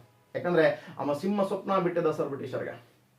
ಎಲ್ಲಿ ಇವನು ಬಿಟ್ಬಿಟ್ರೆ ಸೊ ಮತ್ತೊಳ್ಳೆ ಅಶಾಂತಿಗಳು ಚಲಿಸ್ತವೆ ಸರ್. ಅದಕ್ಕೆ ಅವನಿಗೆ ನಾವು ನಿಮ್ಮದಿಂದ ಈ ಸ್ಥಾನ ನಿದ್ದೆ ಮಾಡ್ತಾ ಇದ್ದೀವಿ, ದಯವಿಟ್ಟು ಅವ್ರನ್ನ ಬಿಡುಗಡೆ ಮಾಡಬೇಡಿ ಅಂತ ಸೊ ಬ್ರಿಟಿಷರು ರಾಜನನ್ನ ಕೇಳ್ಕೊಂಡಾಗ ಅದೊಂದನ್ನ ಪೆಂಡಿಂಗ್ ಇಟ್ಟು ವಾಪಸ್ ಹೋಗ್ತಾನೆ ಸರ್. 1914ರಲ್ಲಿ ಯಾವಾಗ 1914ರಲ್ಲಿ ವರ್ಲ್ಡ್ ವಾರ್ ಸ್ಟಾರ್ಟ್ ಆಯ್ತು ನೋಡ್ರಿ, ಆವಾಗ ಭಾರತೀಯರನ್ನ ಮೆಚ್ಚಿಸಬೇಕು, ಭಾರತೀಯ ಸೈನ್ಯವನ್ನ ವರ್ಲ್ಡ್ ವಾರ್ ತಗೊಂಡು ಹೋಗ್ಬೇಕು ಅಂತ ಅವ್ರ ಆಶೆಯನ್ನ ಪಟ್ಟು ಅವ್ರು ಏನ್ ಮಾಡಿದ್ರು ಅಂದ್ರೆ ತಿಲಕರ್ ಅವರನ್ನ ಬಿಡುಗಡೆ ಮಾಡ್ತಾರೆ. ಅವ್ರಿಗೆ ಕಂಡೀಷನ್ಸ್ ಬೇಲ್ ಸಿಗ್ತದೆ. ಸೊ ತಿಲಕ್ ಅವರು ಬಂದು ಏನಂದ್ರೆ ಶಾಂತಿಯುತವಾಗಿ ನೆಲೆ ನಿಲ್ಬೇಕು ಅಂತ ಅವ್ರಿಗೆ ಕಂಡೀಷನ್ಸ್ ಹಾಕಿ ಬಿಡುಗಡೆ ಮಾಡಿದರು ಸರ್. ಅದೇ ಸಂದರ್ಭದಲ್ಲಿ ಭಾರತದಲ್ಲಿ ಒಂದು ಚಳುವಳಿ ಲಾಂಚ್ ಆಯ್ತು ಅಂತ ನೋಡ್ತೀವಿ. ಆ ಚಳುವಳಿಯೇ ಹೋಮ್ ರೂಲ್ ಲೀಗ್ ಅಂತಕ್ಕಂಥದ್ದು. ಸೊ ಆ ಹೋಮ್ ರೂಲ್ ಲೀಗ್ ಅಂತಕ್ಕಂಥ ಚಳುವಳಿಯ ಸೊ ಫಸ್ಟ್ ಪ್ಲಾಂಟ್ ಅನ್ನ ಮಾಡಿದವನು ಪೂನಾದಲ್ಲಿ ಯಾರೋ ತಿಲಕ್ ಅವರು ಅಂತ ನೋಡ್ತೀವಿ. ಅದು ಹೆಡ್ ಕ್ವಾರ್ಟರ್ ಆಗಿ ಮುಂಬೈಯಲ್ಲಿ ಮಾಡ್ತಾರೆ ಸರ್. ಇವರು ಬಾಂಬೆ ಪ್ರೆಸಿಡೆನ್ಸಿ ಮಾತ್ರ ಇರ್ತಾರೆ. ಏನಿ ಸರ್ ಹೋಮ್ ರೂಲ್ ಲೀಗ್ ಅಂದ್ರೆ ಸ್ವಯಂ ಆಡಳಿತ, ನಮ್ಮ ಆಡಳಿತವನ್ನ ನಾವ ಮಾಡ್ಕೋತೀವಿ. ಬ್ರಿಟಿಷರ್ ಹಂಗಿಲ್ಲ, ನಮ್ಮ ಆಡಳಿತ ನಮಗೆ ಮಾಡ್ಕೊಳಕ್ ಅವಕಾಶ ಕೊಡ್ರಿ ಅಂತ ಸರ್ ಇವರು ಹೇಳ್ತಾರೆ. ಸರ್ ಹಾಗಾದ್ರೆ ಇವ್ರಿಗೆ ಐಡಿಯಾ ಬಂದಿತ್ತಾ ಅಂತ ಕೇಳಿದ್ರೆ ಇಲ್ಲ ಸರ್. ಈ ಹೋರಾಟ ಎಲ್ಲಿ ನಡೆದಿತ್ತು ಅಂದ್ರೆ ಐರ್ಲೆಂಡ್ ಅಲ್ಲಿ ನಡೆದಿತ್ತು ಸರ್. ಯಾವಾಗ ವರ್ಲ್ಡ್ ವಾರ್ಗೆ ಮಿತ್ರ ರಾಷ್ಟ್ರಗಳನ್ನ ತನ್ನ ವಿಶ್ವಾಸಕ್ಕೆ ತೆಗೆದುಕೊಳ್ತಿರುತ್ತೆ ಇಂಗ್ಲೆಂಡ್ ಸರ್, ಆ ಸಂದರ್ಭದಲ್ಲಿ ವರ್ಲ್ಡ್ ವಾರ್ ಫಸ್ಟ್ ನಡೆದಾಗ ಐರ್ಲೆಂಡ್ ಯುದ್ಧದಲ್ಲಿ ಭಾಗವಹಿಸಬೇಕಾದ್ರೆ ಒಂದು ಕಂಡೀಷನ್ ಇಡುತ್ತೆ.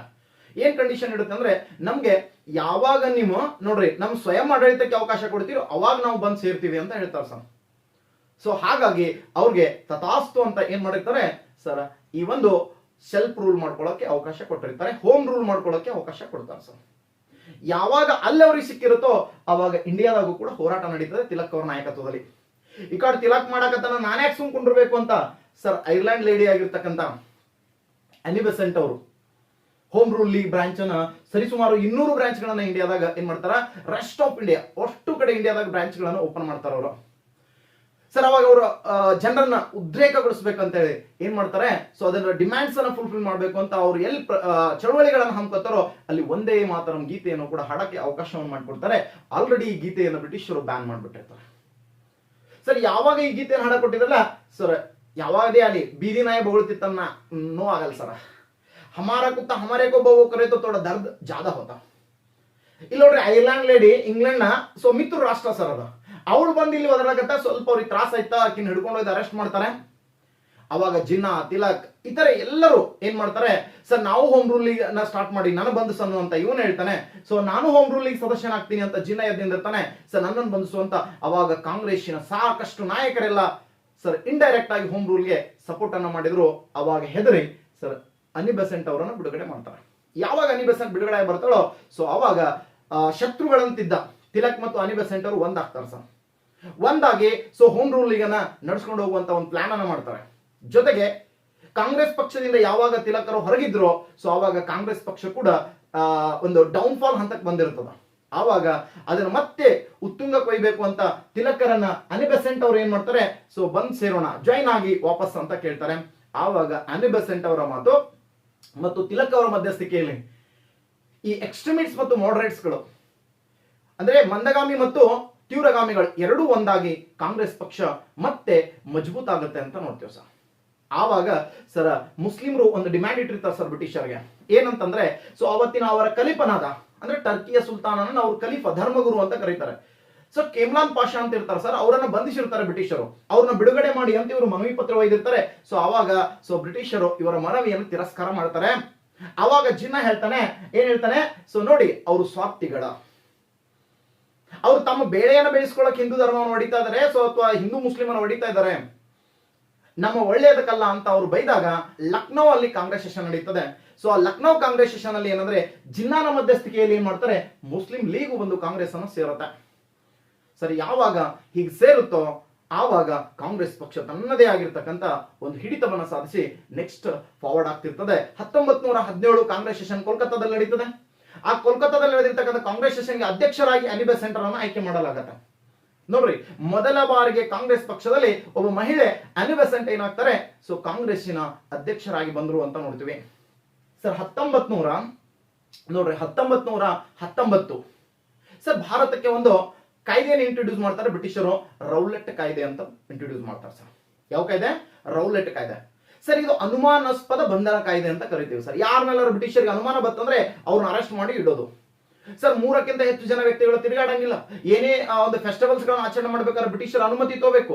ಅಂದ್ರೆ ಗ್ಯಾಂಗ್ ಕೂಡಿದ್ರು, ಜನ ಜಾಸ್ತಿ ಕೂಡಿದ್ರು ಅಂದ್ರೆ ಮಾಬ್ಸ್ ಆಗೋ ಸಾಧ್ಯತೆಗಳಿರ್ತವ, ಅವುಗಳನ್ನ ತಡಿಬೇಕು ಅನ್ನೋದು ಬ್ರಿಟಿಷರ ಆಲೋಚನೆ ಆಗಿತ್ತು ಸರ್. ಅದಕ್ಕೋಸ್ಕರ ಈ ಆಕ್ಟ್ ಅನ್ನ ಅವ್ರು ಏನ್ ಮಾಡ್ತಾರೆ, ಇಂಟ್ರೊಡ್ಯೂಸ್ ಮಾಡ್ತಾರೆ. ಗಾಂಧೀಜಿ ಅವರು ಈ ಆಕ್ಟ್ ಅನ್ನ ಬ್ಲಾಕ್ ಆಕ್ಟ್ ಅಂತ ಕರೀತಾರೆ ಸರ್. ಇದೊಂದು ಕಪ್ಪು ಕಾಯ್ದೆ ಆಗಿದೆ, ನಮ್ಮ ಹಕ್ಕುಗಳನ್ನು ಕಿತ್ತಿಕೊಳ್ಳುವ ಕಾಯ್ದೆ ಆಗಿದೆ. ಹಾಗಾಗಿ ನಾನು ಇದನ್ನು ಯಾವತ್ತೂ ಜಾರಿ ಬರಲಕ್ಕೆ ಬಿಡಲ್ಲ. ಇಡೀ ಭಾರತದಾದ್ಯಂತ ಒಂದು ಕರೆಯನ್ನು ಕೊಡ್ತಾರೆ, ಹರತಾಳವನ್ನು ಆಚರಣೆ ಮಾಡಿ ಅಂತ. ನೋಡಿ, ಗಾಂಧೀಜಿಯವರು ಹರತಾಳ ಆಚರಣೆ ಮಾಡಿ ಅಂತ ಹೇಳ್ತಾರೆ. ಇದು ಗಾಂಧೀಜಿಯವರ ಮೊದಲ ಭಾರತದಲ್ಲಿನ ರಾಜಕೀಯ ಕರೆಯಾಗಿತ್ತು ಅಂತ ನೋಡ್ತೀವಿ ಸರ್. ಇದಕ್ಕಿಂತ ಮುಂಚೆ 3 ಅವರು ಚಳವಳಿಯಲ್ಲಿ ಭಾಗವಹಿಸಿರ್ತಾರೆ. ಸೊ ಒಂದು ಚಂಪಾರಣ್ಯ ಸತ್ಯಾಗ್ರಹ ಅಂತ ನೋಡ್ತೀವಿ, ಬಿಹಾರದ ಚಂಪಾರಣ್ಯ ಅಂತಕ್ಕಂಥಲ್ಲಿ ತೀನ್ ಕಾತಿಯಾ ಭಾಗ, ಅಥವಾ ಸೊ ನೀಲಿ ಬೆಳೆಗಾರರ ದಂಗೆ, ಅಥವಾ ಇಂಡಿಗೋ ಬೆಳೆಗಾರ ದಂಗೆ, ಅಥವಾ ಪೀಸೆಂಟ್ ದಂಗೆ ಅಂತ ಕರಿತೀವಿ. ಇಲ್ಲಿ ಗಾಂಧೀಜಿಯವರು ಭಾಗವಹಿಸಿರ್ತಾರೆ, ಅದು ಸಕ್ಸಸ್ ಆಗಿರುತ್ತೆ. ಎರಡನೇದ 1918 1918 ಸೊ ಕೇಡಾ ರೈತ ದಂಗೆ ನಡೀತದೆ, ಅಲ್ಲಿ ಗಾಂಧೀಜಿ ಭಾಗವಹಿಸ್ತಾರೆ, ಅದು ಸಕ್ಸಸ್ ಆಗುತ್ತೆ. 1919 ಸೊ ಗಾಂಧೀಜಿ ಅವರು ಏನ್ ಮಾಡ್ತಾರೆ, ಈ ಒಂದು ಅಹಮದಾಬಾದ್ ಹತ್ತಿಗಿರಣಿ ಕಾರ್ಮಿಕರು ಒಂದು ಸ್ಟ್ರೈಕ್ ಮಾಡಿರ್ತಾರೆ, ಪ್ಲೇಗ್ ಬೋನಸ್ ಅನ್ನ ಕೊಡ್ಬೇಕು ನಮಗೆ ಅಂತ ಅವ್ರು ಅನೌನ್ಸ್ಮೆಂಟ್ ಮಾಡಿರ್ತಾರೆ, ಪ್ಲೇಗ್ ಬೋನಸ್ ಕೊಡ್ತೀವಿ ಅಂತ. ಅದು ಕೊಡಕ್ಕಾಗಲ್ಲ ಸರ್. ಅವಾಗ ಅಲ್ಲಿ ಸಕ್ಸಸ್ ಆಗ್ತಾರೆ. ಆ ಚಳವಳಿಯನ್ನು ಕೂಡ ಏನ್ ಮಾಡ್ತಾರೆ, ಸಕ್ಸಸ್ಫುಲ್ ಆಗಿ ಯೋಜನೆಯನ್ನು ರೂಪಿಸಿ ಅಲ್ಲಿ ಕೂಡ ಒಂದು ಕಾರ್ಮಿಕರಿಗೆ ಈ 35% ಅವ್ರು 50% ಹೆಚ್ಚಿಗೆ ಪೆನ್ಷನ್ ಇದು ಕೊಡ್ತೀನಿ ಅಂದಿರ್ತಾರೆ ಬೋನಸ್ ಸರ್. 35% ಬೋನಸ್ ಅನ್ನು ಇಸ್ಕೊಟ್ಟು ಗಾಂಧೀಜಿ ಹೆಸರನ್ನ ಮಾಡಿರ್ತಾರೆ. ಬಟ್ ಈ 3 ಗಾಂಧೀಜಿಯವರ ವೈಯಕ್ತಿಕ ಚಳವಳಿಗಳಾಗಿದ್ದು. ಇದೇ ಚಳವಳಿಯಲ್ಲೇ ಗಾಂಧೀಜಿ ಏನ್ ಮಾಡಿರ್ತಾರೆ, ಈ ಅಹಮದಾಬಾದ್ ಟೆಕ್ಸ್ಟೈಲ್ಸ್ ಇಂಡಸ್ಟ್ರಿಯಲ್ಲಿ ಗಾಂಧೀಜಿ ಫಸ್ಟ್ ಉಪವಾಸ ಸತ್ಯಾಗ್ರಹ ಕುಂತಿರ್ತಾರೆ. 1917 ಫಸ್ಟ್ ಸಿವಿಲ್ ಡಿಸೋಬಿಡಿಯನ್ಸ್ ಮೂವ್ಮೆಂಟ್ ಅಂತ ನೋಡ್ತೀವಿ. ಸೊ ಈ ಒಂದು ಕಾನೂನು ಭಂಗವನ್ನ ಫಸ್ಟ್ ತಂದದ್ದು ಎಲ್ಲಂದ್ರೆ ಸರ್, ಬ್ರಿಟಿಷರ್ ಮಾಡಿರ್ತಕ್ಕಂಥ ಕಾನೂನ ತಕ್ಕೋಬೇಕು ಹಿಂದಕ್ಕೆ ಅಂತ ಇಂಡಿಗೋ ಬೆಳೆಗಾರದ ಏನು ಬೇಡಿಕೆ ಇತ್ತಲ್ಲ ಸರ್, ಅದನ್ನು ಕೂಡ ಅಲ್ಲಿ ಸಕ್ಸಸ್ ಆಗಿ ಅವ್ರು ಹ್ಯಾಂಡಲ್ ಮಾಡಿರ್ತಾರೆ. ಬಟ್ ಇವೆಲ್ಲ ವೈಯಕ್ತಿಕ ಚಳವಳಿಗಳಾಗಿದ್ದು, ಪೊಲಿಟಿಕಲಿ ಅಲ್ಲ ಸರ್. ಯಾವಾಗ ಗಾಂಧೀಜಿ ಕೊಡ್ತಾರೋ ಕರೆ, ಇದಕ್ಕೆ ಪೊಲಿಟಿಕಲಿ ಎಂಗಲ್ ಕೊಡಲಾಯಿತು ಅಂತ ನೋಡ್ತೇವೆ ಸರ್. ಇದೇ ಸಂದರ್ಭದಲ್ಲಿ ಭಾರತಕ್ಕೆ ಸೊ ಒಂದು ಆಘಾತಕಾರಿ ಘಟನೆ ಕೂಡ ನಡೀತದೆ. ಏಪ್ರಿಲ್ 13ನೇ ತಾರೀಕು ಏನಂತಂದ್ರೆ, ಈ ಅಮೃತ್ಸರದಲ್ಲಿ ಕಾಲ್ ಬೈಸಾಖಿ ಫೆಸ್ಟಿವಲ್ ಅನ್ನ ಜಾಸ್ತಿ ಗ್ರ್ಯಾಂಡ್ ಫುಲ್ ಆಗಿ ಆಚರಣೆ ಮಾಡ್ತಿರ್ತಾರೆ. ಈ ಕಾಲ್ ಬೈಸಾಖಿ ಫೆಸ್ಟಿವಲ್ ಅನ್ನ ಅಮೃತ್ಸರದ ಈ ಒಂದು ಜಲಿಯನ್ ವಾಲ್ಬಾಗ್ ಪ್ಲೇಸ್ ಅಲ್ಲಿ ಹಮ್ಮಿಕೊಂಡಿರ್ತಾರೆ. ಸೊ ಈ ಅಲ್ಲಿ ಬಂದಿರ್ತಕ್ಕಂಥ ಸಾಕಷ್ಟು ಜನ ನೋಡ್ರಿ, ಅಲ್ಲಿ ಬಂದಿರ್ತಕ್ಕಂಥ ಸಾಕಷ್ಟು ಜನ ಏನಂತಂದ್ರೆ ಈ ಚಳವಳಿಯಲ್ಲಿ ಭಾಗವಹಿಸಿರ್ತಾರೆ. ಆದರೆ ಇಲ್ಲಿ ಜನರಲ್ ಡಯರ್ ಬಂದು ಏಕಾಏಕಿ ಗುಂಡನ್ನು ಹಾರಿಸಿ ಸಾಕಷ್ಟು ಜನರನ್ನ ಬಲಿ ತೆಗೆದುಕೊಳ್ತಾರೆ. ಸೊ ಹಾಗಾಗಿ ಇದನ್ನ ಜಲಿಯನ್ ವಾಲಾಬಾಗ್ ಮೆಸಾಕರ್ ಅಂತ ಕರಿತೀವಿ. ಗಾಂಧೀಜಿ ಇನ್ನಿಷ್ಟು ಅಗ್ರೆಸಿವ್ ಆಗ್ತಾರೆ ಸರ್. ಇದನ್ನ ಕೇಳಿ ಅಗ್ರೆಸಿವ್ ಆಗ್ತಾರೆ ಸರ್. ಇದ್ರ ಕುರಿತು ಎನ್ಕ್ವೈರಿ ಮಾಡ್ಬೇಕಂತ ಹೇಳ್ತಾರೆ, ಎನ್ಕ್ವೈರಿ ಕಮಿಷನ್ ನೇಮಕ ಮಾಡ್ಬೇಕಂತಾರೆ ಸರ್. ಅವಾಗ ಹಂಟರ್ ಆಯೋಗ ಅಂತ ಒಂದು ರಿಪೋರ್ಟ್ ಬರುತ್ತೆ, ಆ ರಿಪೋರ್ಟ್ ಅನ್ನ ಕೊಡ್ತಾನೆ. ಹಂಟರ್ ಆಯೋಗ ನೇಮಕ ಆಗುತ್ತೆ, ಅದು ರಿಪೋರ್ಟ್ ಬರುತ್ತೆ. ಗಾಂಧೀಜಿ ಇದನ್ನ ವೈಟ್ ವಾಶ್ ಬಿಲ್ ಅಂತ ಬೈತಾನೆ. ಇದೊಂದು ವೈಟ್ ವಾಶ್ ಬಿಲ್ ಆಗಿದೆ. ಚೇಮ್ಸ್ಬರ್ಡ್ ಅನ್ನ ಮತ್ತು ಸರ್ಕಾರವನ್ನ ಇದರಿಂದ ಮುಕ್ತಗೊಳಿಸಲಾಗಿದೆ, ಇದರ ಭಾಗಿನೇ ಇಲ್ಲ ಅನ್ನುವಂತ ವಿಚಾರದಲ್ಲಿ ಬರೆಯಲಾಗಿದೆ. ಇದೆಂತ ದುರ್ಗತಿ ನಮ್ದು ಅಂತ ಸೊ ಗಾಂಧೀಜಿ ಅದನ್ನ ಟೀಕಿಸ್ತಾರೆ. 1919ಕ್ಕೆ ಸೊ ಒಂದು ಕಾಯ್ದೆ ಇಂಟ್ರೊಡ್ಯೂಸ್ ಆಗುತ್ತೆ. ಯಾವ ಕಾಯ್ದೆ ಅಂತ ಕೇಳಿದ್ರೆ ಮಾಂಟೆಗೋ ಚೇಮ್ಸ್ಬರ್ಡ್ ಕಾಯ್ದೆ ಸರ್. ಮಾಂಟೆಗೋ ಚೇಮ್ಸ್ಬರ್ಡ್ ಕಾಯ್ದೆ ಸರ್. ಈ ಕಾಯ್ದೆ ಬಂದಾಗ ಭಾರತದಲ್ಲಿ ಈ ಕಾಯ್ದೆ ಬೇಕು ಅಂತ ಏನ್ ಡಿಮ್ಯಾಂಡ್ ಇತ್ತಲ್ಲ ಸರ್, ಮೊದಲ ಬಾರಿಗೆ ಏನಿತ್ತು ಬೇಕು ಅಂತಂದಾಗ ಸರ್, ನಮ್ಗೆ ಶೆಲ್ಫ್ ರೂಲ್ ಬೇಕು, ಸರಿ, ಏನೇನ್ ಡಿಮ್ಯಾಂಡ್ಸ್ ಇತ್ತಲ್ಲ ಇದೆಲ್ಲ ಅವ್ರಿಗೆ ಹೋಗಿ ಮನುಷ್ಯನಲ್ಲಿ ಏನಾಗುತ್ತೆ ರೊಚ್ಚಿಗೆ ಹೇಳ್ತಾರೆ ಅಂದ್ರೆ ನಮ್ಗೆ ನಮ್ದೇ ಆದಂತ ಸ್ವತಂತ್ರತೆ ಬೇಕು ಅಂತಕ್ಕಂಥ, ಸ್ವರಾಜ್ಯ ಬೇಕು ಅಂತಕ್ಕಂಥ ಕೂಗುಗಳು ಇನ್ನಷ್ಟು ಜೋರಾಗ್ತಾ ಹೊಂಟು ಅಂತ ನೋಡ್ತೀವಿ ಸರ್. 1920 ಗಾಂಧೀಜಿ ಈ ಈ ಈ ಒಂದು ಬ್ರಿಟಿಷರ ನೀತಿಯನ್ನ ವಿರೋಧಿಸಕ್ಕೆ ಅಸಹಕಾರ ಚಳವಳಿ ಅಂತ ಸ್ಟಾರ್ಟ್ ಮಾಡ್ತಾರೆ. 1920 ಅಸಹಕಾರ ಚಳವಳಿ, ನಾನ್ ಕೋಪರೇಷನ್ ಮೂವ್ಮೆಂಟ್ ಅನ್ನ ಹೇಳ್ತಾರೆ. ಸರ್, ಇದಕ್ಕೆ ಶಾಂತಿಯುತವಾಗಿ ನೀವು ನನಗೊಂದು 2 ವರ್ಷ ಬೆಂಬಲ ಕೊಟ್ರೆ ನಾನು ನಿಮಗೆ ಸ್ವತಂತ್ರವನ್ನ ಕೊಡಿಸ್ತೀನಿ ಅಂತ ಭಾರತೀಯರು ಹೇಳ್ತಾರೆ. ಆವಾಗ ಭಾರತೀಯರು ಸಾಕಷ್ಟು ಜನ ಈ ಚಳವಳಿಯಲ್ಲಿ ಭಾಗವಹಿಸ್ತಾರೆ. ಈ